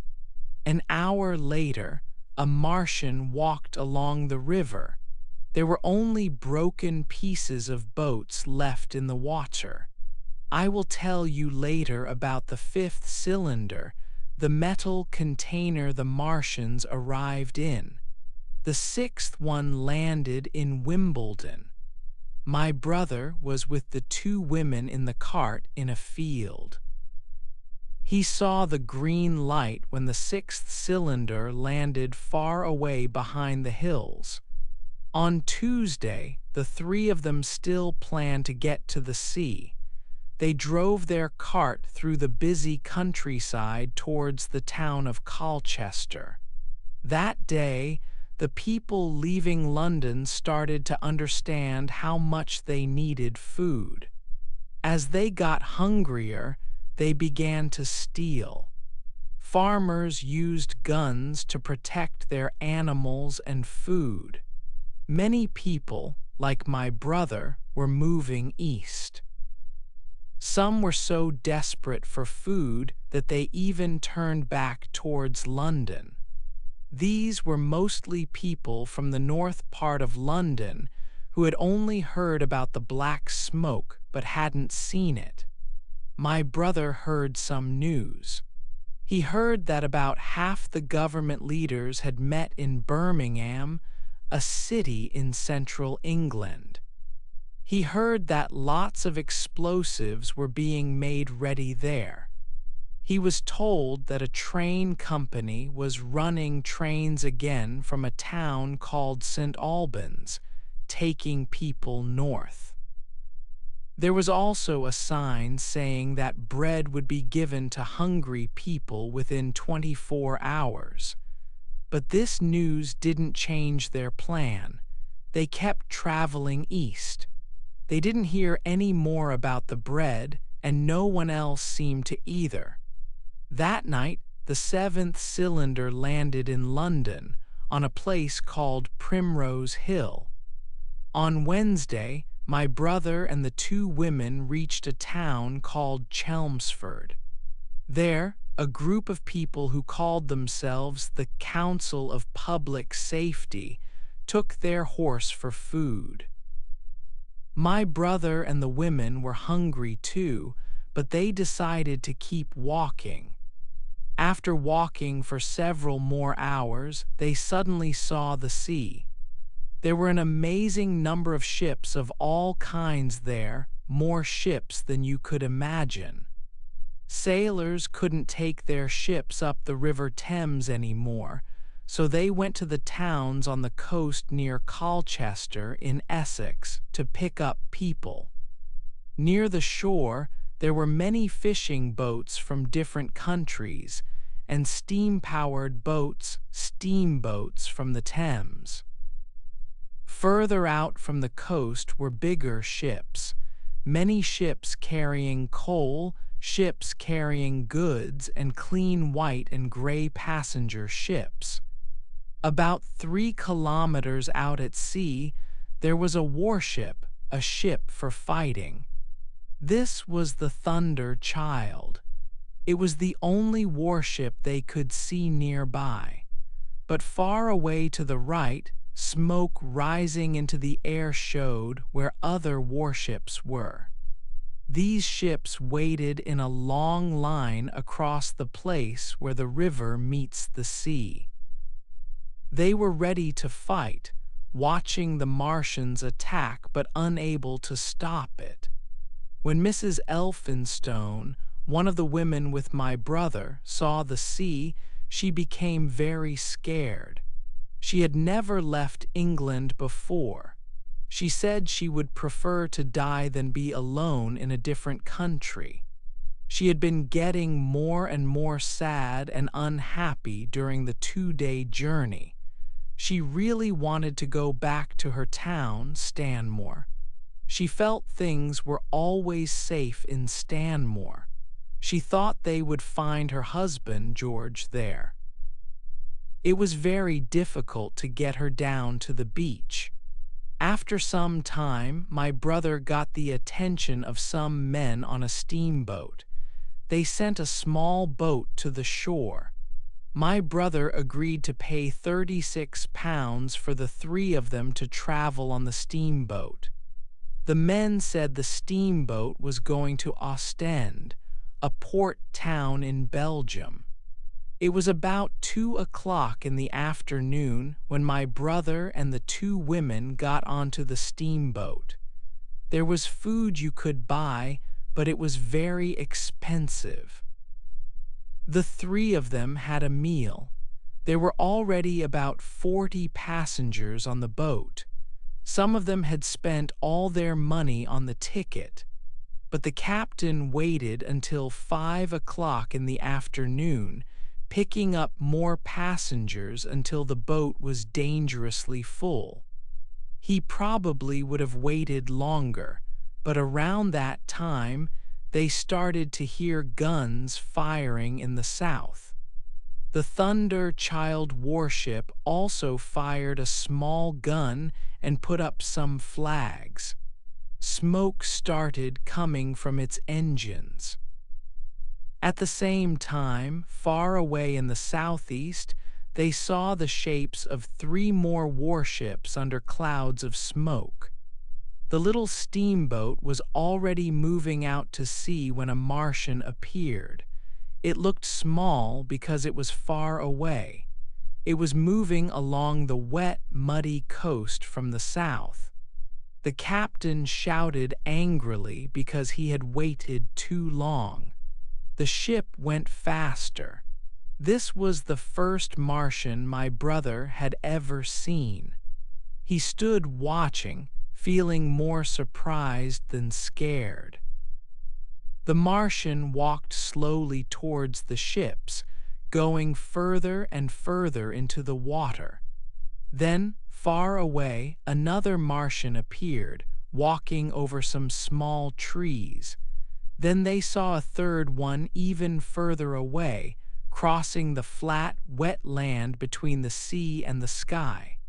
Looking to the northeast, my brother saw the long line of ships already moving away from the danger coming closer. Ships were turning and passing each other. Steamboats made loud whistle sounds and sent up clouds of steam. Sailing boats put up their sails. Small boats moved quickly everywhere. He was so interested in watching this that he didn't look out towards the sea again immediately. Then, the steamboat suddenly turned quickly to avoid being hit, and he fell off the seat he was standing on. People were shouting all around him. He heard feet moving and a happy shout that seemed to be answered by other shouts. He got to his feet. He saw the warship to his right, less than 100 meters away. It was cutting through the water at top speed, making huge waves on both sides. Some water splashed over the side of the steamboat, and my brother couldn't see for a moment. When he could see clearly again, the warship had passed them. It was rushing towards the land. He looked past it at the Martians again. The 3 Martians were now close together. They were standing so far out in the sea that their legs were almost completely under the water. My brother thought they looked surprised by this new enemy ship. Maybe the Martians thought no other machine could be as big as they were. The Thunder Child didn't fire its guns, it just sailed at full speed towards them. Maybe because it didn't fire, it got very close to them. The Martians didn't know what it was. If the ship had fired even one shot, the Martians would have destroyed it instantly with their heat ray, their heat weapon. Suddenly, the nearest Martian pointed its weapon down and fired something at the Thunder Child. It hit the ship's left side and made a black cloud. The ship moved away from the cloud. For the people watching on the steamboat, who were low down near the water with the sun in their eyes, it looked like the warship was already right among the Martians. They saw the 3 thin Martian shapes moving apart and rising higher out of the water as they moved back towards the shore. One of them lifted the box that fired its heat ray. It pointed it down, and a cloud of steam rose from the water as the heat ray hit the ship. A fire started in the steam, and then the Martian began to fall over. A moment later, it crashed into the sea. A huge amount of water and steam flew high into the air. They heard the Thunder Child's guns firing one after another. One shot hit the water close to the steamboat. No one worried much about that shot. As the Martian fell, the captain shouted happily, and all the passengers on the crowded steamboat shouted too. And then the captain shouted again. Because coming out from the smoke and steam was something long and black with fire coming from it, the warship. The warship could still turn and its engines still worked. It went straight towards a second Martian. It was less than 100 meters away when the heat ray hit it. There was a huge bang, a light so bright it hurt the eyes, and the warship blew up. The Martian was thrown backwards by the force of the explosion. Then the burning pieces of the ship, still moving forward, hit the Martian and broke it like it was made of wood. My brother shouted out loud. A boiling cloud of steam hid everything again. "Two down," shouted the captain. Everyone was shouting. They could hear happy shouts from the other ships and boats too. The steam stayed in the air for many minutes, hiding the third Martian and the coast. All this time, the steamboat was moving slowly but surely out to sea and away from the fight. When the steam finally cleared, a black cloud was in the way, and they couldn't see the Thunder Child or the third Martian. But the other warships were now quite close and moving towards the shore. The little ship my brother was on kept moving out to sea. The warships looked smaller and smaller in the distance. Then suddenly, coming from the beautiful golden sunset, they heard the sound of guns and saw dark shapes moving. Everyone moved to the side of the steamboat and looked west, but smoke rose up and blocked the sun. They couldn't see anything clearly. The ship traveled on, and the passengers wondered what was happening. The sun went down behind gray clouds, the sky got dark, and a bright evening star appeared. Then the captain cried out and pointed. Something rushed up quickly into the sky. It was flat and wide and very large. It flew in a big curve across the sky. It got smaller as it went down slowly and disappeared again into the night. And as it flew, it seemed to make the land below dark. Chapter 11, Earth with Martians. In the last 2 chapters, I stopped telling my own story to tell you about my brother. During that time, the priest and I were hiding in the empty house.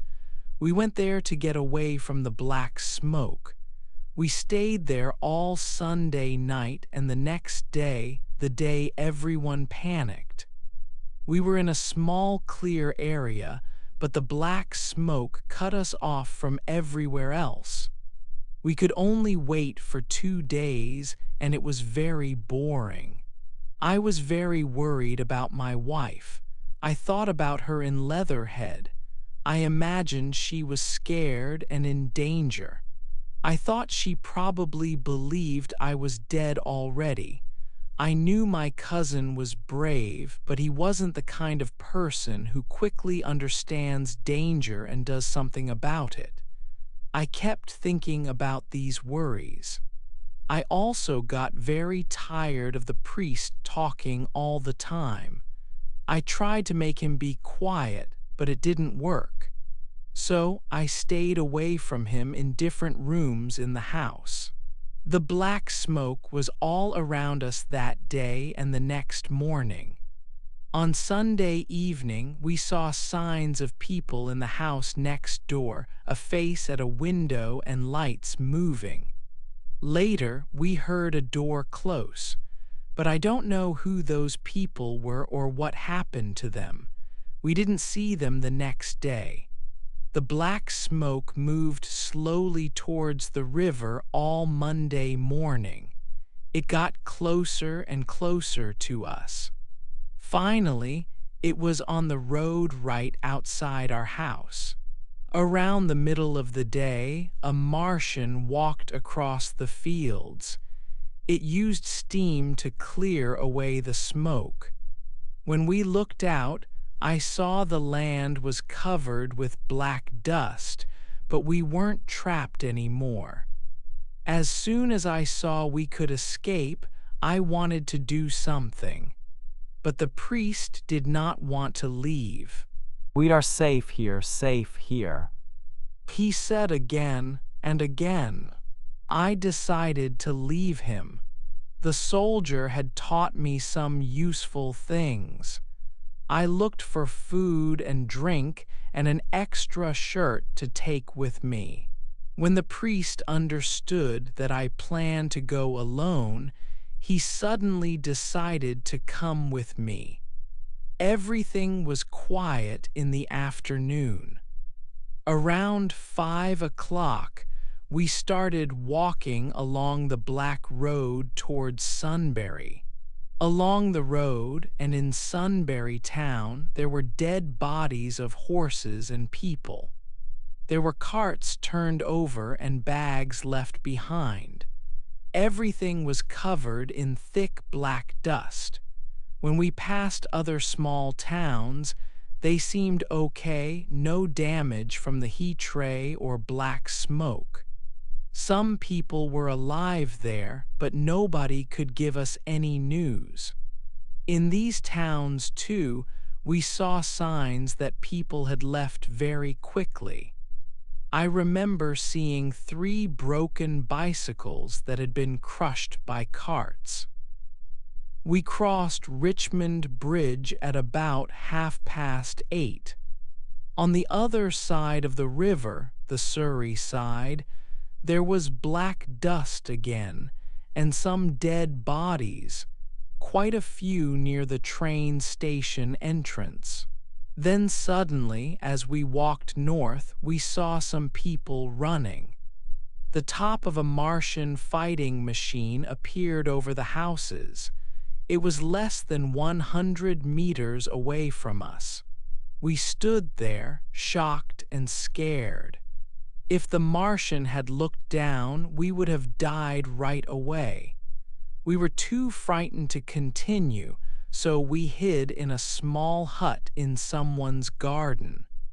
The priest lay down there, crying quietly, and refused to move again. But I really wanted to reach Leatherhead, so I couldn't stay still. In the evening, I went out again. I left the priest in the hut, but he ran quickly after me. Starting out that second time was the stupidest thing I ever did. It was clear that Martians were all around us. As soon as the priest caught up with me, we saw a fighting machine far away across the fields, maybe the same one, maybe another. 4 or 5 small black shapes people hurried in front of it. Soon, we understood that this Martian was hunting them. In 3 big steps, it was close to them, and they ran away in different directions. It didn't use its heat ray. Instead, it picked them up one by one and threw them into a big metal box on its back. For the first time, I realized the Martians might have another reason for being here, not just killing humans. We stood in fear for a moment, then ran through a gate behind us into a garden. We hid in a corner until it was dark and the stars came out. It was nearly 11 o'clock at night before we felt brave enough to go out again. We stayed away from the road, moving through gardens and areas with trees. When we got to Sheen, the priest said he felt sick. We decided to try and find shelter in one of the houses. The house we chose had a wall around its garden. In the kitchen, we found some food. There were 2 loaves of bread, some uncooked meat steak, and some cooked meat. Under a shelf, we found some bottles of beer. There were also 2 bags of green beans and some lettuce. In a cupboard, there was some tinned soup, fish, and 2 tins of cake. I am listing all this food because we lived on it for the next 2 weeks. We sat in the dark kitchen and ate some cold food. Just before midnight, there was a very bright flash of green light, followed by the loudest bang I have ever heard. Glass crashed, walls fell down, and then the ceiling fell onto our heads in pieces. I was thrown across the floor and my head hit the oven. The priest told me later that I was unconscious, not awake for a long time. When I woke up, he was cleaning my face with a wet cloth. For some time, I couldn't remember what had happened. Are you better? He asked. Finally, I answered him. I sat up. Don't move. He said. The floor is covered with broken plates. You can't move without making a noise, and I think they are outside. We both sat in total silence. We could hardly hear each other breathe. Outside, very near, we heard the noise of a machine starting and stopping. What is it? I asked. A Martian, said the priest. Our situation was so strange and hard to believe that we hardly moved for 3 or 4 hours until morning came. Then light came into the room, not through the window, which was blocked by earth from the garden, but through a small hole in the wall. Through this hole, we saw part of a Martian. It was watching a metal cylinder which was still red hot. When we saw that, we moved as slowly as possible out of the dim light of the kitchen and into the dark hall. Suddenly, I understood the truth. The 5th cylinder, I whispered. It hit this house and trapped us under the broken building. For a moment the priest was silent, then he said, God help us. For hours we lay there in the dark. From outside came sounds of hammering, and then, after some time, a sound like an engine. Later in the day, I found I was very hungry. I told the priest I was going to look for food and moved back into the kitchen again. He didn't answer, but as soon as I started eating, I heard him crawling towards me. After eating, we went back to the hall and I fell asleep. When I woke up and looked around, I was alone. I crawled back into the kitchen and saw him lying down, looking out of the hole at the Martians. The noises still continued outside. Through the hole, I could see the top of a tree, shining gold in the evening sun. I stepped carefully over the broken plates that covered the floor.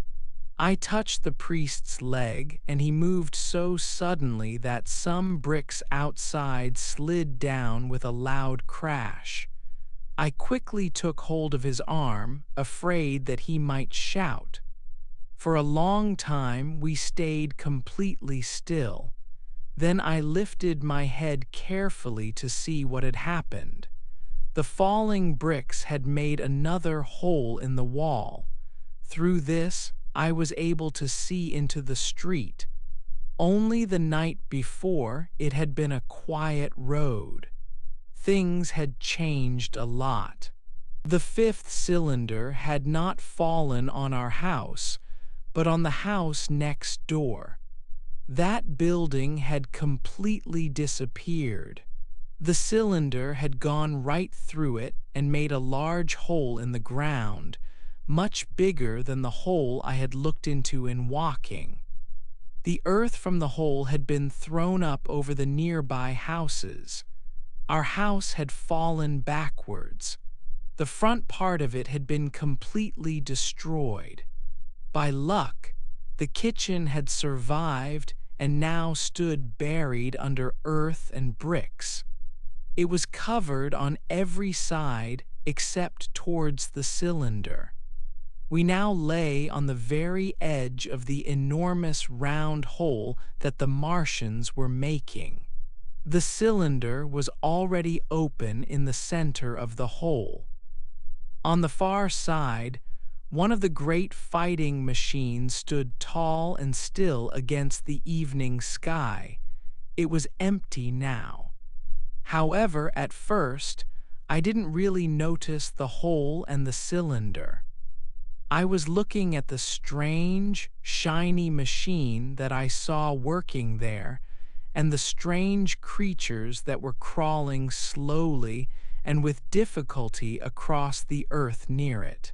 This machine looked like a spider with 5 legs and a large number of long arms, tentacles.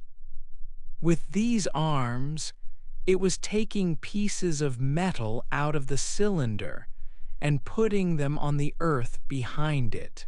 It was doing this so quickly and perfectly that I did not think it was a machine at first. The fighting machines were amazing, but they were nothing compared to this building machine. People who have never seen these things can hardly understand how alive they looked. I had seen the Martians themselves once before, but only for a short time. Then the sight had almost made me sick. Now I was more used to them. I was in a good place with a lot of time to study them properly. They were the strangest creatures you can possibly imagine. They had large, round bodies or maybe heads about 1.5 meters across. Each body had a face in front of it. This face had no nose. I do not think they had any sense of smell, but it had 2 very large, dark eyes. Just below these eyes was a kind of mouth shaped like a V in the back of the head, or body. I do not really know what to call it. There was a flat surface like the skin of a drum. We now know this worked as an ear. Around the mouth were 16 thin, whip-like arms, tentacles, in 2 groups of 8. These worked like hands. As I watched the Martians, they seemed to be trying to lift themselves up on their hands-arms, but because they were heavier on Earth, this was impossible. Maybe on Mars, they moved around on them quite easily. Most of the space inside their bodies was filled by the brain. They also had a heart, but they had no stomach because they did not eat.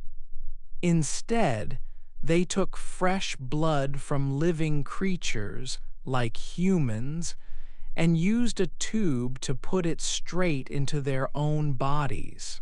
This idea seems horrible to us, but at the same time, I think we should remember how unpleasant our meat-eating habits would seem to an intelligent rabbit. In 3 other ways, their bodies were different from ours. First, they did not sleep. Because they had very simple bodies, they never seemed to get tired. On Earth, they could not move easily, but even at the end of their time here, they stayed active. In 24 hours, they did 24 hours of work. Second, strange as it may seem, the Martians had no sex. They were not male or female. A young Martian, we now know, was born on Earth during the war. It was found growing out of the body of its parent, just like some young plants grow. A final difference seems very small. Germs, which cause so much sickness and pain on Earth, have either never appeared on Mars or the Martians got rid of them a long time ago.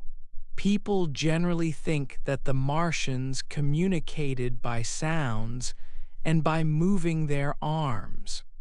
But no human being saw as much of them as I did and lived to tell the story. I can say that I have seen 4, 5, or 6 of them slowly doing the most difficult work without sound or any other signal. I know a little about how the mind works, psychology, and I am absolutely certain that they shared thoughts directly with each other. While I was still watching their slow movements in the sunlight, the priest pulled strongly at my arm. I turned and saw an unhappy face and lips moving silently. He wanted to see what was happening. The hole was only big enough for one of us to look through, so I had to stop watching them for a time while he looked. When I looked again, the busy building machine had already put together several metal pieces from inside the cylinder. It made a shape that was very like the machine itself. Down on the left, a busy little digging machine could be seen. It sent out small clouds of green smoke and worked its way round the hole, making it bigger and piling the earth up over the top. This was what had caused the regular noise. It whistled as it worked, and it looked like no Martian was controlling it. Chapter 12. In the Broken House. When a second fighting machine arrived, we moved back from the kitchen into the hall. We were scared that the Martian could see us through the hole because it was so high up. Later, we started to feel a bit safer because the sunlight outside was very bright. But at first, if anything came near the house, we ran back into the hall because we were very scared.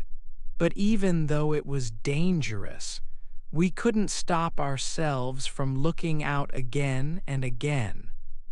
We wanted to watch so much that we sometimes argued very close to the hole where the Martians could easily see us. The priest and I were very different people. We thought and acted differently. Living together in this dangerous place made our differences seem bigger.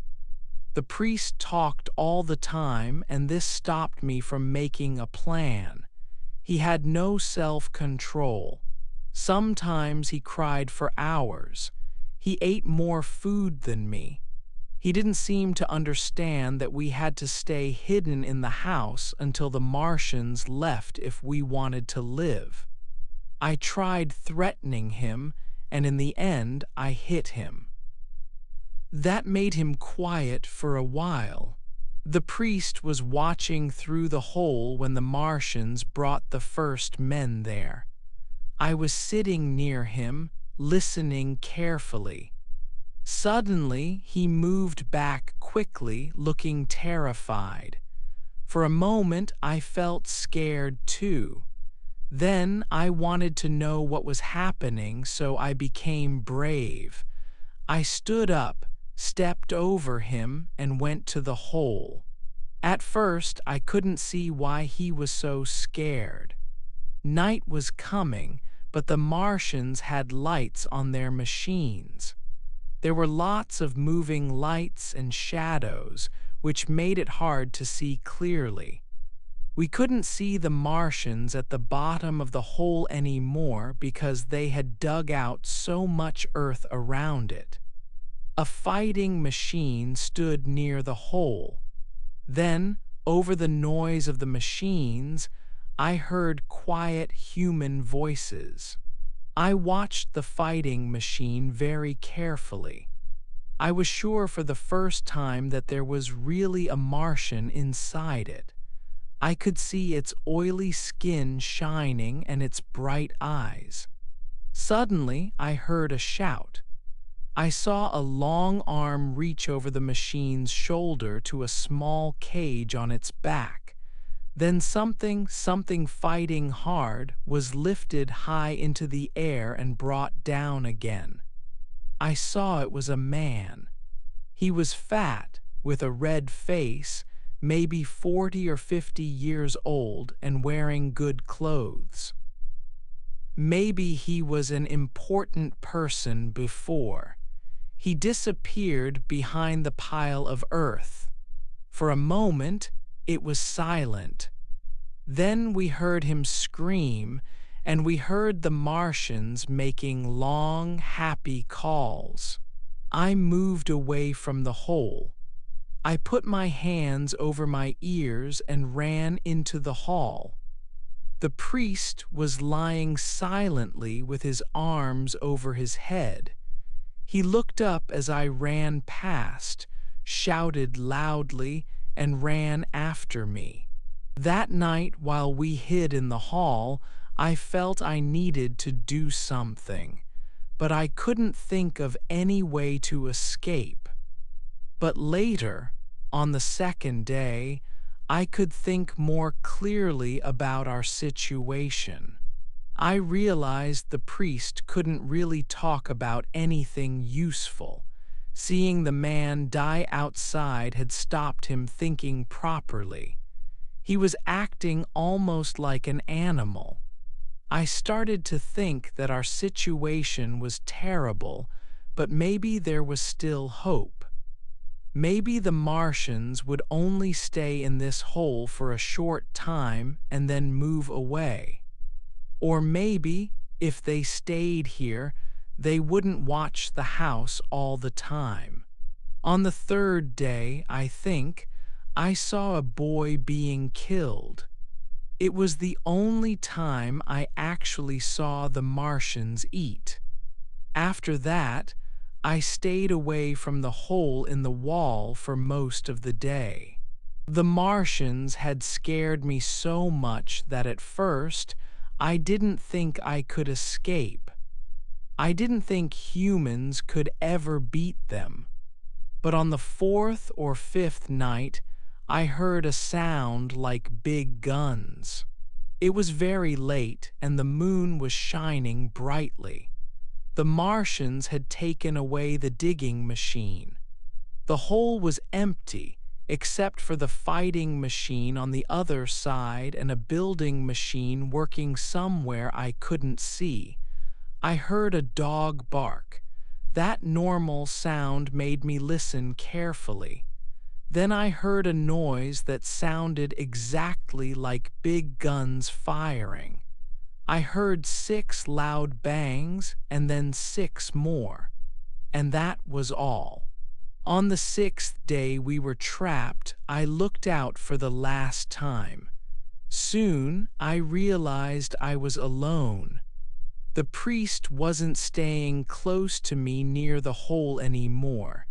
He had gone back into the hall. I followed him quickly and quietly. In the dark, I heard him drinking. I reached out my hand and felt a bottle of wine. We fought for a few minutes. The bottle fell to the floor and broke. I stopped fighting and stood up. We stood there, breathing hard and looking at each other. Finally, I stood between him and the food. I told him I was taking control now. I divided the food in the cupboard into portions for 10 days. I told him he couldn't eat any more that day. In the afternoon, he tried to get some food. I had been sleeping, but I woke up immediately. All day and all night, we sat looking at each other. I was tired, but I didn't give up. He cried and complained because he was hungry right now. The rest of the time, he just talked to himself. I started to understand that he had gone completely crazy. On the 8th and 9th days, his voice got louder. He threatened me and begged me. He also talked a lot about God. Then he slept for a while. When he woke up, he started shouting again, even louder. I knew I had to stop him. "Be quiet," I told him. He got onto his knees. I have been quiet for too long, He said, loud enough for the Martians to hear. Now I must tell the world. This place will be destroyed because we have done bad things. "Shut up," I said, standing up. Please." No, He shouted very loudly. I must speak. God wants me to. He took 3 steps towards the kitchen door. I went after him. As I went into the room, I picked up the hammer we used for coal. Before he got halfway across the room, I was right behind him. I swung the hammer and hit him hard on the back of his head. He fell forward and lay flat on the floor. I stepped over him and stood there, breathing fast. He didn't move. Suddenly, I heard a noise outside. The hole in the wall went dark. I looked up and saw the bottom part of a building machine slowly moving across it. Then, through some glass, I saw the big, dark eyes of a Martian. One of its long arms appeared, moving through the hole. I turned, nearly fell over the priest's body, and stopped at the hall door. The long arm was now about 2 meters inside the room. It moved back and forth with strange, sudden movements. I forced myself back into the hall. I was shaking badly and could hardly stand up. Did the Martian see me? What was it doing now? Then I heard the sound of a heavy body. I knew it was the priest, being pulled across the kitchen floor towards the hole. I couldn't stop myself. I moved to the door and looked back into the kitchen. In the light from outside, I saw the Martian looking closely at the priest's head. I immediately thought it would know I was there because of the mark from the hammer. I shut the door and moved back into the hall. I tried to hide in the corner. Then I heard a quiet metal sound as the long arm moved back across the kitchen floor. I thought maybe it wasn't long enough to reach me. I prayed. Then I heard it touching the door handle. It had found the door. The Martians understood doors.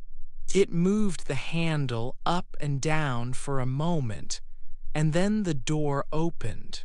In the darkness, I could just see the long arm moving towards me. It was checking the wall and the floor. It looked like a black snake moving its head from side to side.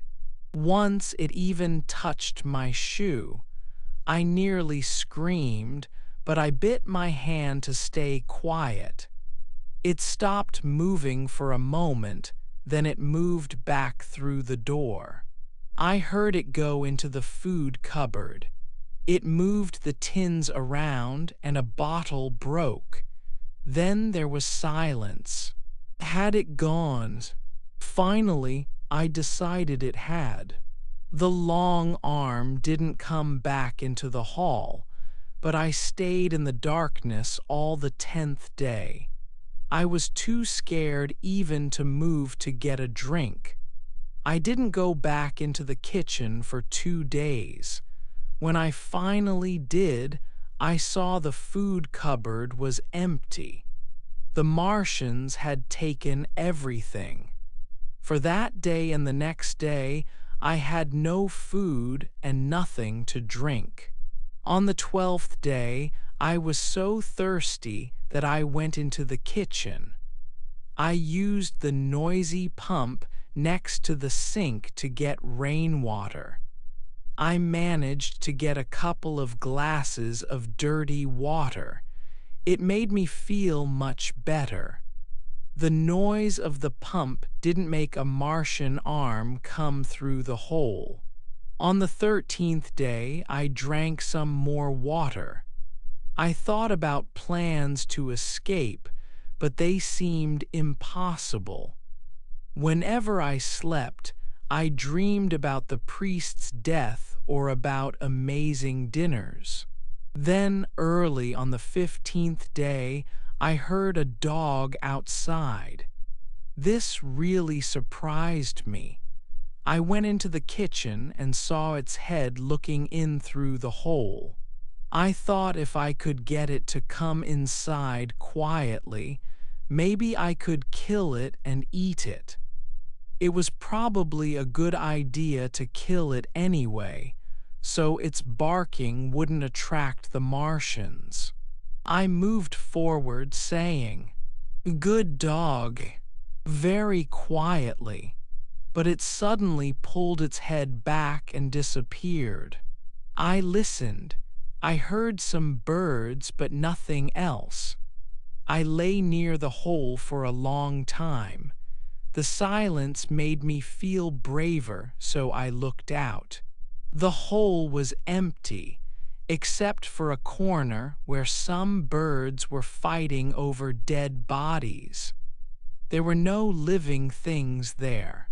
I looked around, finding it hard to believe. All the machines were gone.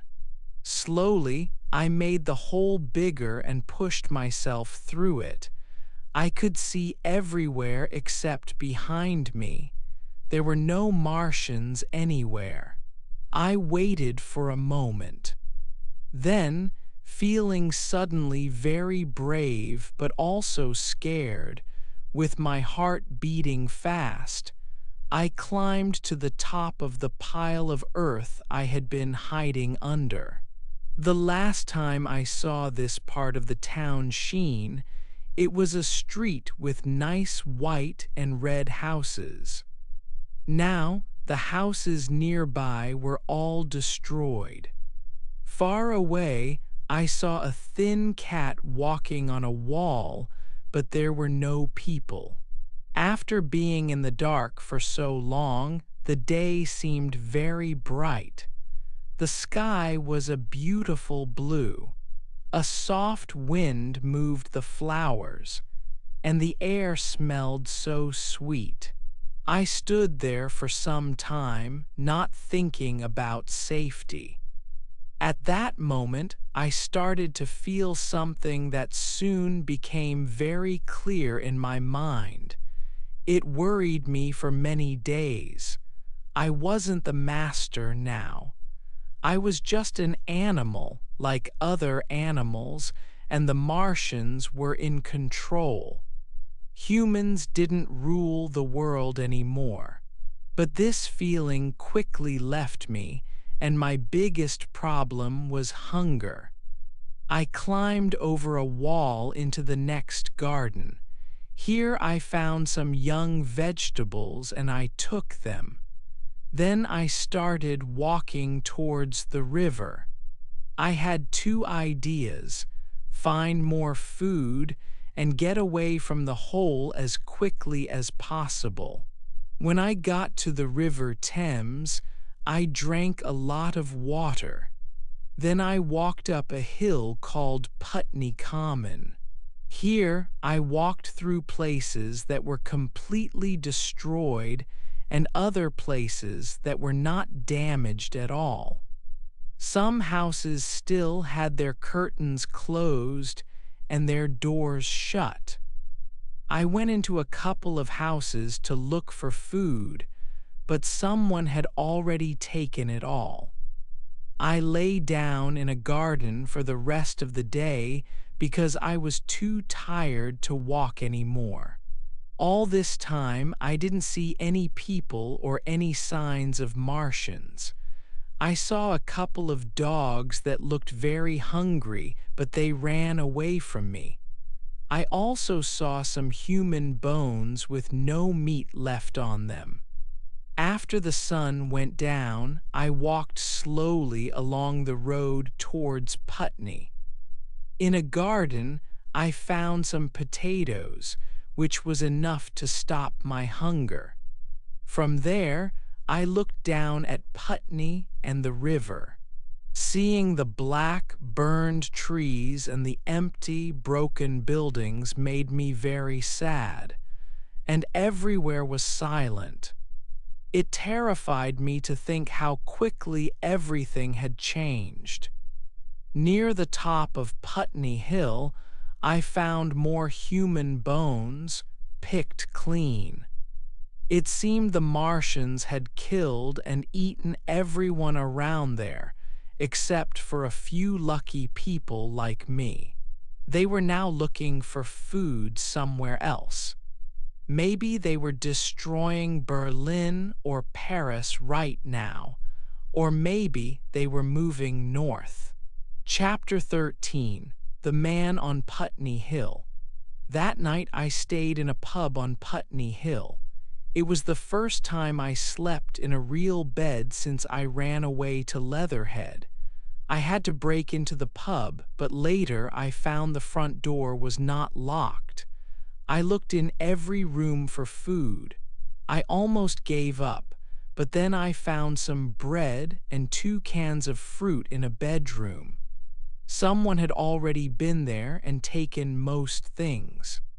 Later, I found some sandwiches in the bar that someone had missed. I ate some and put the others in my pocket. I didn't turn on any lights because I was afraid a Martian might come looking for food during the night. Before I went to sleep, I felt very nervous. I walked from window to window looking for any sign of the Martians. I didn't sleep much. While I was lying in bed, I thought about killing the churchman. I didn't feel sorry about it. But in the quiet night, I thought about God, and I remembered everything the churchman and I had talked about since we first met. We just couldn't work together. If I had known earlier, I would have left him at Walton. But I couldn't know what would happen. Nobody saw me kill him, but I have written about it here so you can decide if I did the right thing. The next morning was sunny and nice. There were small golden clouds in the sky to the east. The road from Putney Hill towards Wimbledon was full of things people had dropped when they ran away towards London after the fighting started. I saw a small cart with a broken wheel. It had a shop's name on it. There was a hat in the mud and lots of broken glass with blood on it. I walked slowly because I was very tired and I wasn't sure what to do next. I thought about going to Leatherhead, but I knew I probably wouldn't find my wife there. If she and my cousins were still alive, they would have run away from there. I reached the edge of a large park called Wimbledon Common. I stopped under some trees and bushes. The park was very big and open, and I felt nervous about going onto it. Soon, I had a strange feeling that someone was watching me. I turned around quickly and saw something hiding in the bushes. I walked towards it. A man stood up. He had a sword. I walked slowly towards him. He stood still and watched me. When I got closer, I saw his clothes were very dusty and dirty like mine. He had black hair that covered his eyes. His face was dark, dirty, and thin. At first, I didn't know who he was. "Stop!" he shouted when I was about 10 meters away. I stopped. "Where did you come from?" he asked. I looked at him and thought. "I came from Sheen," I said. "I was trapped underground near the hole the Martians made for their machine. I escaped." "There's no food here," he said. "This area is mine, all this hill down to the river and up to the park. There's only enough food for one person. Where are you going?" "I don't know," I said. He looked at me, not sure. Then his face changed. He pointed at me. "It's you," he said. "The man from Walking. You weren't killed at Weybridge." At the same moment, I knew who he was. "You're the soldier who came into my garden." "This is lucky," he said. "We are lucky." He put out his hand, and I took it. "I hid," he said. "They didn't kill everyone. After they left, I walked towards Walton through the fields. But only 16 days have passed, and look at you. Your hair is gray." He quickly looked behind him. "It's only a bird," he said. "This place is too open. Let's get down low and move under those bushes to talk." "Have you seen any Martians?" I asked. "Since I escaped." "They've moved over London," he said. "I think they have a bigger base there now. The night before last, I saw lights high in the sky. I think they've built a machine that can fly and are learning how to use it." I stopped crawling because we had reached the bushes. "Fly." "Yes," he said. "Fly." I crawled into a clear space under the bushes and sat down. "If they can do that, we can't win," I said. "They will just travel all over the world." "Yes, they will, but maybe it will be less dangerous around here. And also," he looked at me. "Don't you understand that we have lost? I think we have." I just looked at him. It seems strange, but I hadn't thought about it like that, even though it was very clear. I still had some hope. "It's over," he said. "They lost only one Martian, just one, and they have taken control of London, the capital city of the strongest country in the world. The Martian that died at Weybridge, that was just an accident. And these Martians are only the first group. More will arrive. Those green falling stars, I haven't seen any for 5 or 6 days, but I'm sure they are landing somewhere every night. We can't do anything. We have lost." I didn't answer. I sat looking straight ahead, trying to think of a reason why he was wrong, but I couldn't. Suddenly, I remembered the night I looked through my telescope. After the 10th time they fired their gun from Mars, they stopped until the first machine landed here. How do you know? Said the soldier. I explained. Maybe their gun is broken. He said. But even if it is, they'll fix it. We sat looking at each other. So, what will they do with us? I asked. That's what I've been thinking about. He said. I think right now they catch us when they want food, but they will stop doing that. Soon after they destroy all our weapons, ships, and trains, they will start catching us one by one. They'll choose the best people and keep us in cages like farm animals. They haven't really started dealing with us properly yet, don't you see? Not started, I shouted. Not started. We need to stop running around without thinking. We need to change how we live because things are different now. That's what I think. But if that's true, I said, is there any reason to live? Life won't be good for a very, very long time. No music, no art, no nice meals at restaurants.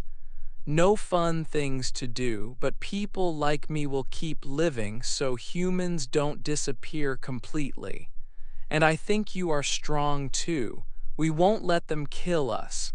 And I don't plan to be caught and put in a cage and made fat. No. You don't mean... Yes, I do. I'm going to survive, hidden from them. I have a plan. We have to learn things now while we still have a chance. And we have to live and stay free while we learn. That's what we must do. I looked at him surprised. I was impressed by how brave he was. Wow, I said, you're very brave.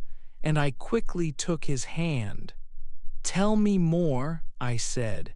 Well, people who want to escape them need to prepare. I'm preparing. But it will be hard for some people to live like animals, and we must live like that. That's why I watched you first. I wasn't sure about you. You look thinner. I didn't know it was you, you see. All those people who lived in these houses, all those office workers, they wouldn't be any good. They aren't brave or strong inside. They didn't have big dreams or important ideas. They just used to hurry to work. I've seen lots of them running for their train, afraid of losing their jobs.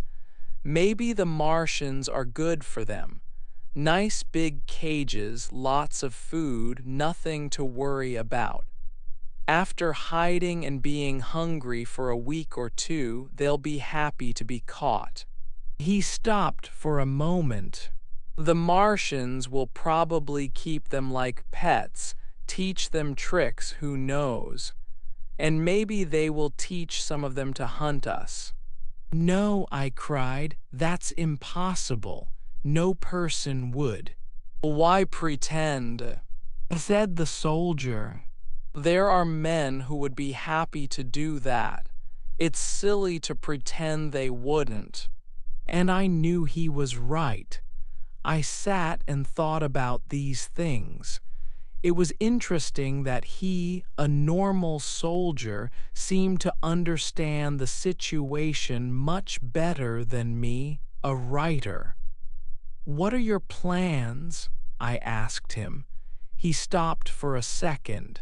Well, we have to create a new way to live where people can be safe and have children and raise them safely. Yes, wait a moment, and I'll explain better what I think we should do. The people the Martians catch will become like farm animals. Soon they'll be big, healthy, but stupid, useless. But we who stay free might become like wild animals. You see, I plan to live underground. I've been thinking about the drains, the big pipes under London for wastewater. There are hundreds of kilometers of them. We can dig tunnels between the drains and buildings. And there are the underground train tunnels too. Do you understand? And we'll find some people, strong, sensible men. We won't let bad or weak people join us. Weak people must leave. Like you wanted me to leave before. Well, we talked about it, didn't we? Let's not argue about that. Go on. The people who stay must follow orders. We want strong, good women too, women who can be mothers and teachers. No lazy or silly women. We can't have anyone who is weak or not serious. Life is serious now, and people who are useless or bad must die. They should die. They should be ready to die. It's bad if they live because they make the group weaker. But just surviving is not enough. That's like living like rats in holes. We have to save all the things we know and learn more. That's why we need people like you. We must build big, safe places deep underground and collect as many books as possible. Books about ideas and science, not story books or poems. We must go to the British Museum and take the most important books. Most importantly, we must save science knowledge and learn more. The soldier stopped talking and put his hand on my arm. Actually, it might not be too hard to learn how their war machines work. Imagine 4 or 5 of those machines with humans inside, shooting heat rays back at the Martians. For a while, the soldier's ideas and how sure and brave he seemed made me believe him completely. I believed in his idea for the future and thought his plans could work. We talked about this all morning. Later, we came out of the bushes. We looked at the sky to check for Martians. Then we went quickly to the house on Putney Hill where he was hiding. There I saw the work he had done for a week.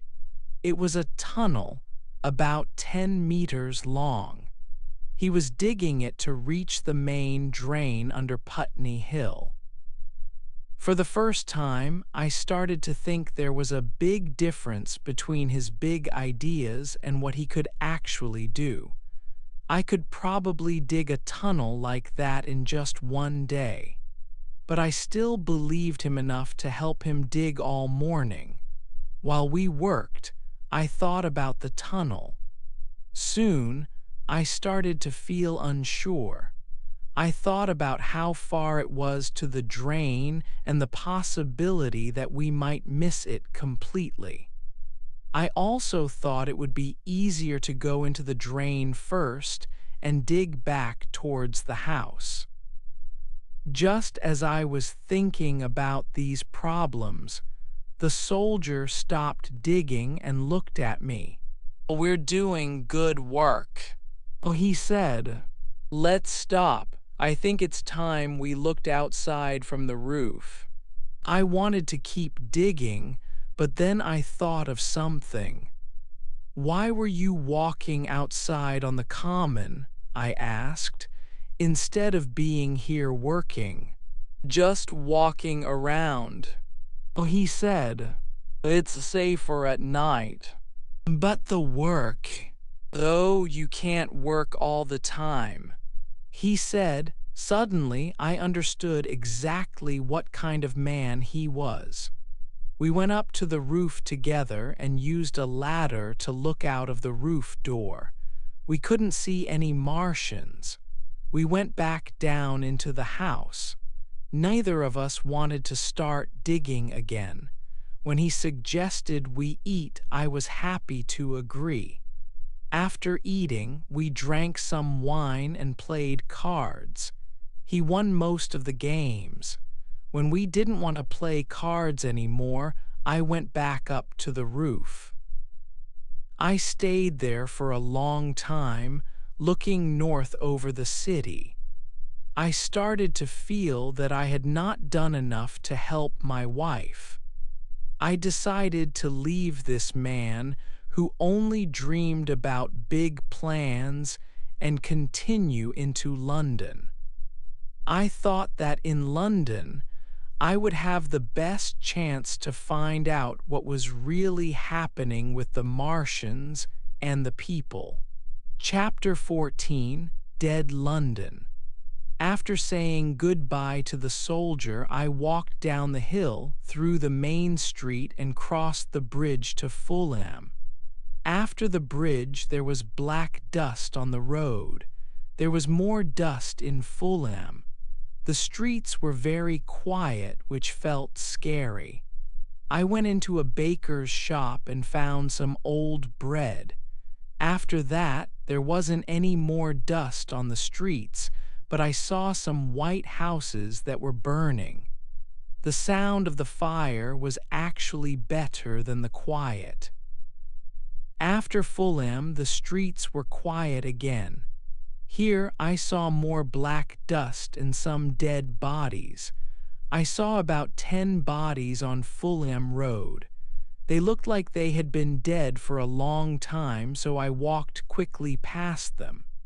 The black dust covered them, so it was hard to see their shapes clearly. Dogs had eaten parts of 1 or 2 bodies. In places where there was no black dust, it felt strange, like a Sunday in the business part of London. The shops were closed, houses were locked, and curtains were shut. In some places, thieves had broken into shops, but mostly just food and wine shops. Someone had broken the window of a jewelry shop, but they must have run away quickly because gold chains and a watch were still lying on the street. I didn't touch them. Further down the road, a woman sat on a step. She wore torn clothes. Her hand was cut and blood was on her dirty dress.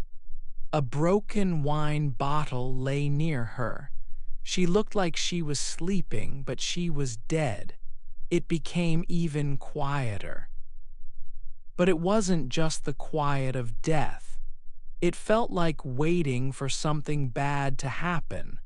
The Martians had already destroyed places in the northwest of the city, like Ealing. I felt they could attack these houses at any moment and destroy them too. The city was empty, waiting to be destroyed. In South Kensington, the streets were clean. There were no dead people or black dust. Near there, I heard a strange sound for the first time. It started quietly. It was a sad sound, like "ulla, ulla, ulla, ulla," and it didn't stop. When I walked past streets going north, the sound got louder. Then houses blocked the sound again. It was loudest near Exhibition Road. I stopped and looked towards Kensington Gardens. It sounded like the empty houses were crying because they were afraid and lonely. "Ulla, ulla, ulla," cried the strange, not human sound. It was very loud and filled the wide, sunny road between the tall buildings. I walked north towards the gates of Hyde Park. The sound got louder and louder. I couldn't see anything over the buildings, only some smoke in the northwest. "Ulla, ulla, ulla," the voice cried. I thought it was coming from near Regent's Park. The sound made me feel strange. I also realized I was very tired, hungry, and thirsty again. It was after lunchtime. Why was I walking alone in this dead city? I thought about old friends I hadn't thought about for years. I thought about things in the shops like medicine or wine. I reached Oxford Street near Marble Arch. Here, there was black dust and more bodies again. It was difficult, but I broke into a pub and found some food and drink. Eating made me tired, so I went into a room behind the bar and slept on a black sofa. I woke up, and the sad sound "Ulla, ulla, ulla, ulla, ulla" was still there. It was getting dark. I found some bread and cheese in the bar. Then I walked through quiet squares to Baker Street and finally reached Regent's Park. Near the end of Baker Street, I looked over the trees. The sun was setting. In the clear light, I saw the top of a Martian fighting machine far away. The sound was coming from it. I wasn't scared. I watched it for a while, but it didn't move. It seemed to be standing still and making the noise. I didn't know why. I tried to decide what to do. The non-stop "Ulla, ulla, ulla, ulla" sound made it hard to think. Maybe I was too tired to feel very scared. I really wanted to know why it was making that noise. I turned onto Park Road. I planned to walk around the edge of the park, staying behind houses for safety. I wanted to get closer to St. John's Wood to see the Martian that wasn't moving but was making the sound. Halfway to St. John's Wood station, I found a broken Martian machine. At first, I thought a house had fallen down, but when I climbed onto the broken pieces, I was shocked. I saw the big machine lying there. Its metal arms were bent and twisted among the broken buildings it had destroyed. Its front was crushed. It looked like it had crashed straight into the house. The house fell on it and knocked it over. Thinking about everything I had seen, I walked towards Primrose Hill. Far away between some trees, I saw a second Martian fighting machine. It wasn't moving, just like the first one. It was standing in the park near the zoo. Then the "Ulla, ulla, ulla, ulla" sound stopped. Suddenly, it was completely silent. Night was coming, and the dark often makes people feel afraid. London looked like a city of ghosts. I imagined enemies moving everywhere, even though I couldn't hear them. I felt very afraid. The road ahead was dark. I saw a dead body lying on the pavement. I couldn't keep walking. I turned down St. John's Wood Road and ran away from the terrible quiet. I hid in a garden shed on Harrow Road until late at night because I was afraid of the dark and the quiet. But before morning, I felt brave again. The stars were still in the sky when I started walking towards Regent's Park again. I got lost in the streets. Soon, in the early morning light, I saw Primrose Hill down a long road. On top of the hill, against the morning stars, stood a third Martian, still like the others. I had a crazy idea. I thought, I will die and it will all be over. The Martian can kill me. I walked bravely towards the big machine. As I got closer and the morning light got brighter, I saw many black birds flying around the top of it. Suddenly, I felt very happy and I started running. I reached the grass before the sun came up. There were big hills of earth around a large hole at the top of the hill. It was the last and biggest hole the Martians had made. Thin smoke came up from behind the hills. A dog ran past against the sky. The idea I had suddenly seemed real and true. I wasn't afraid anymore. I just felt very excited and shaky as I ran up the hill towards the Martian that wasn't moving. Long, brown pieces of the Martian's body hung from the top of the machine. The birds were eating them. Soon I climbed one of the Earth hills. I stood on top and looked down into the hole. It was a big space with huge machines, big piles of things, and strange buildings inside. And all around the hole were the Martians. Some were in their fallen war machines, some in other machines. 10 were lying in a line. They were all dead. Tiny living things called germs had killed them. Their bodies couldn't fight these germs from Earth. Our weapons didn't work against the Martians, but the smallest living things on Earth killed them. This is how it happened. We didn't expect this because we were too afraid and shocked. Germs cause diseases and have always killed humans and animals. But over a long time, our bodies learned how to fight them. But Mars doesn't have these germs. When the Martians arrived here, they started eating and drinking. Our germs got inside them and started to kill them. Millions of people died, but now humans have won the right to live on Earth. This is our home.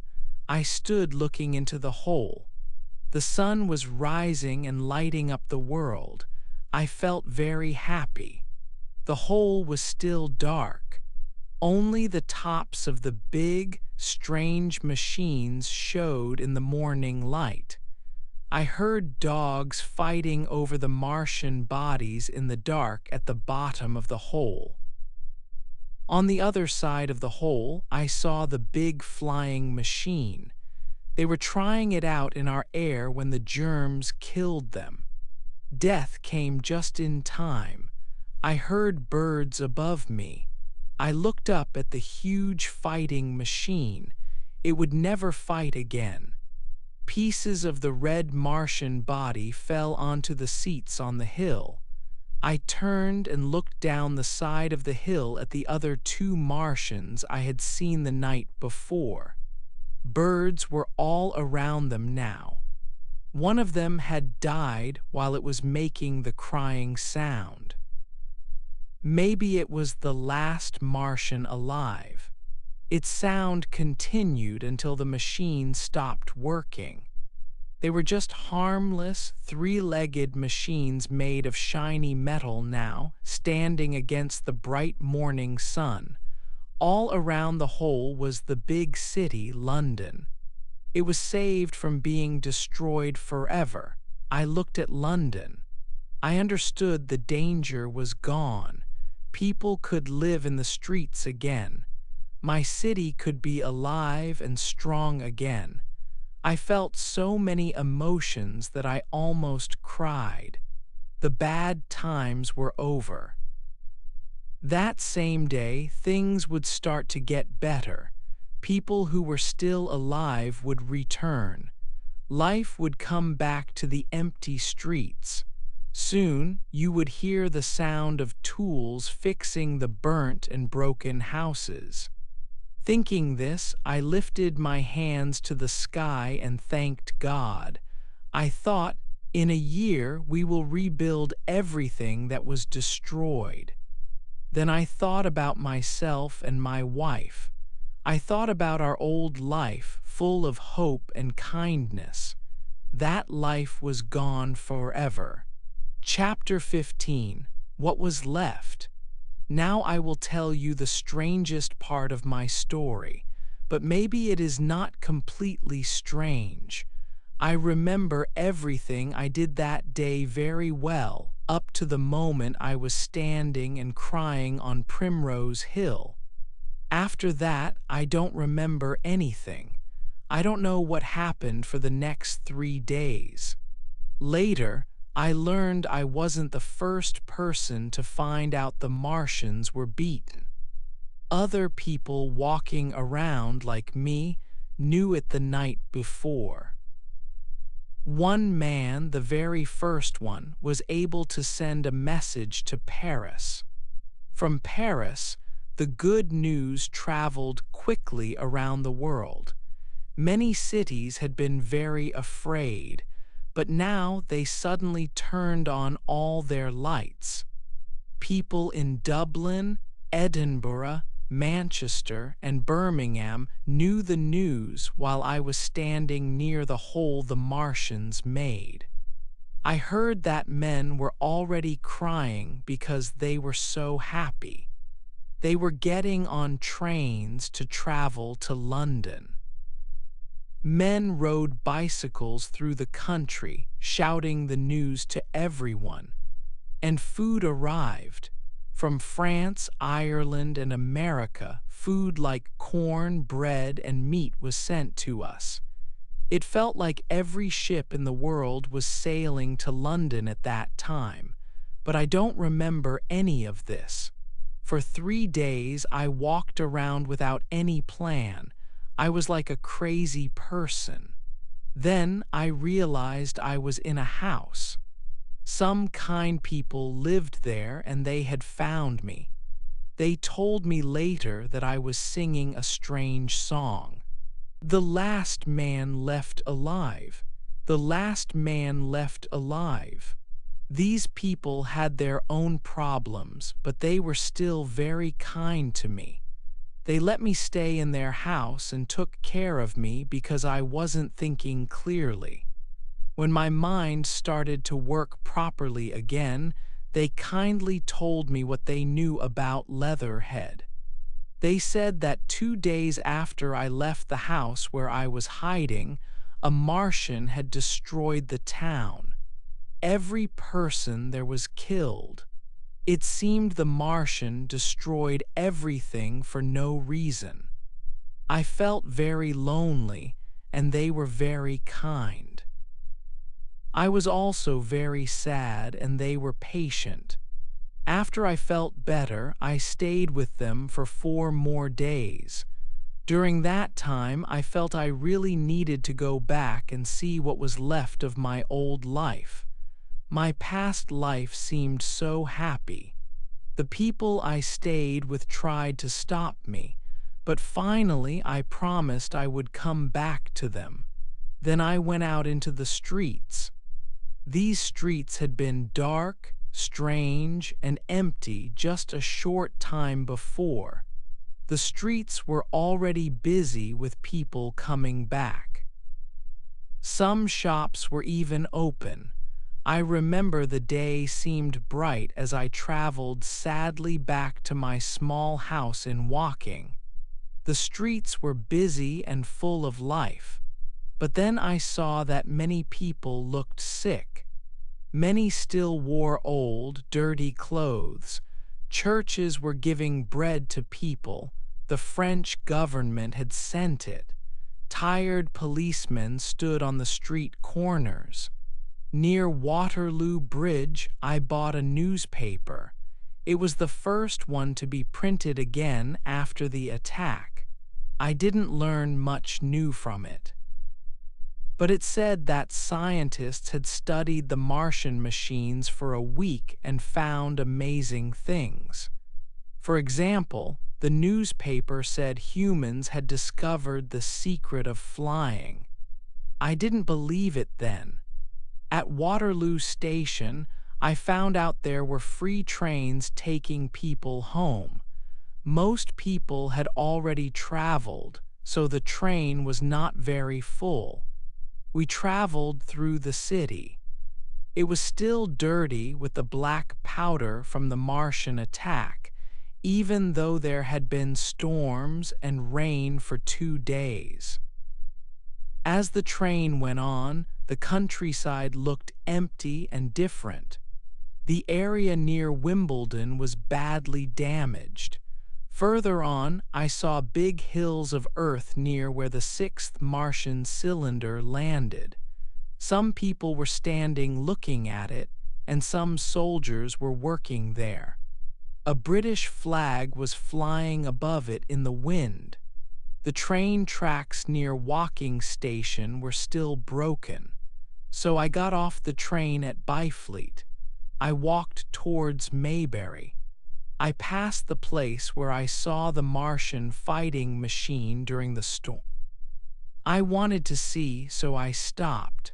I found the broken cart and the white bones of the horse. I stood there for a while and looked at what was left. Then I walked back through the trees towards my house. As I walked past a house, a man standing in the open doorway said hello to me and used my name. I looked at my house. For a second, I felt hopeful, but the feeling went away quickly. The door was broken. It opened slowly in the wind as I got closer. Then the wind blew it shut again. My study curtains were blowing out of the open window. The soldier and I had watched the sunrise from that window.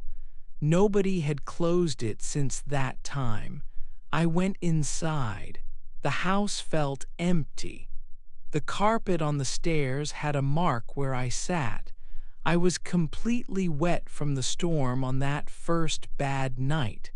Our dirty footprints were still on the stairs. I followed the footprints upstairs to my study. On my desk, I found the page I was working on when the first Martian cylinder opened. I stood there and read it for a while. I remembered that morning, less than a month ago. I couldn't focus on my work. I stopped working to buy a newspaper from the boy. I remembered going to the garden gate when he came by. I listened to his strange story about men from Mars. I went downstairs and into the dining room. The old meat and bread were still there where the soldier and I left them. They were bad now. My home felt very lonely. I understood that the small hope I had kept for so long was silly. Then something strange happened. Well, this house is empty. A voice said, Nobody has been here for 10 days. You shouldn't stay here. It will only make you sad. You are the only one who got away. I was very surprised. Did I say what I was thinking out loud? I turned around. The garden door behind me was open. I walked one step closer and looked outside, and there they were, my cousin and my wife. They looked surprised and scared just like me. My wife's face was white and she wasn't crying. She made a small sound. As I came back here, Oh, she said. as I knew. She put her hand on her neck and started to fall down. I moved quickly and caught her.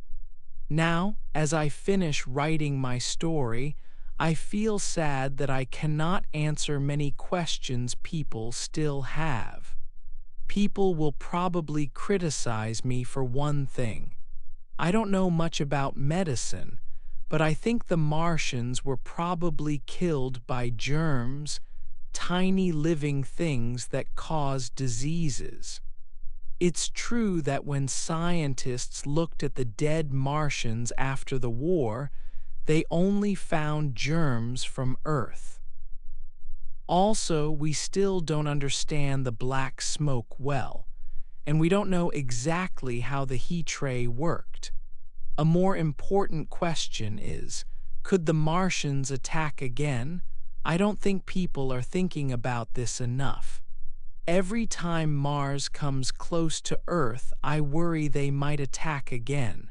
We need to be ready. Maybe we can find out where the Martian gun fired from. We could watch that part of Mars carefully.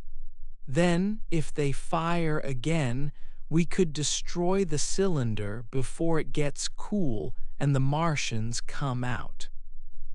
Or we could shoot them as soon as they open the door. I think they lost their biggest advantage. The The surprise attack didn't work in the end. Maybe they think so too.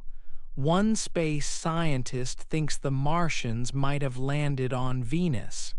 He has good reasons. 7 months ago, Mars and Venus were close. Photos showed some light, dark marks. These marks might mean a cylinder was fired from Mars to Venus. But it doesn't matter if we expect another attack or not.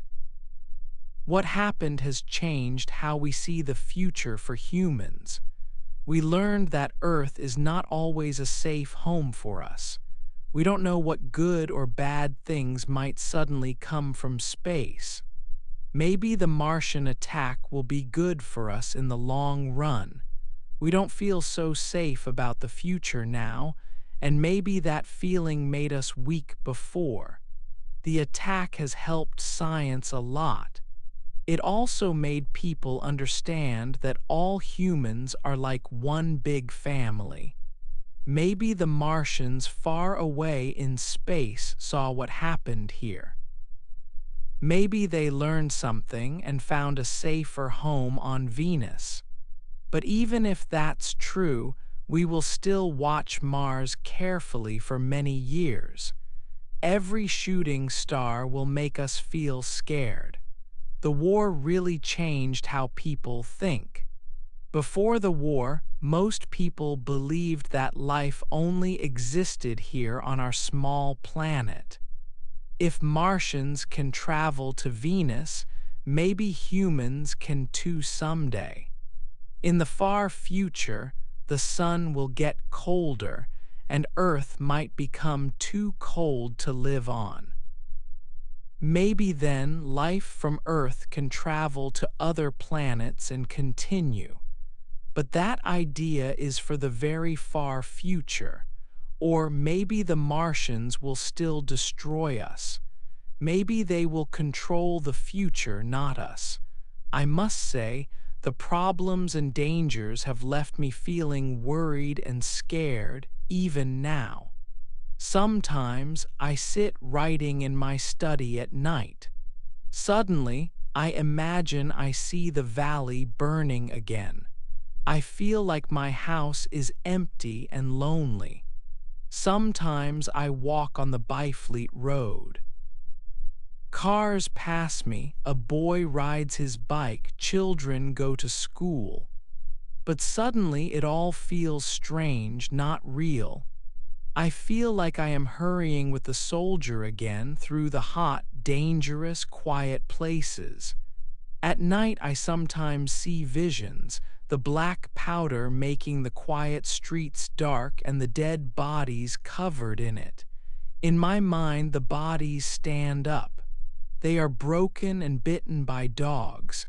They talk and get angry. Their faces look white and ugly. Then I wake up. I feel cold and I am shaking in the dark. I go to London and see crowds of people in the busy streets. But sometimes I think they are like ghosts from the past. They are walking in streets that I saw when they were silent and empty, like ghosts in a dead city. It also feels strange to stand on Primrose Hill. I was there just yesterday, before writing this last part. I saw the houses far away in the distance, hidden by smoke and fog. People walked around the flowers. Tourists looked at the Martian machine that is still there. I heard children playing loudly, and I remembered how quiet it was on the morning of that last important day. And the strangest feeling of all is holding my wife's hand again. We both thought each other dead. Hey there!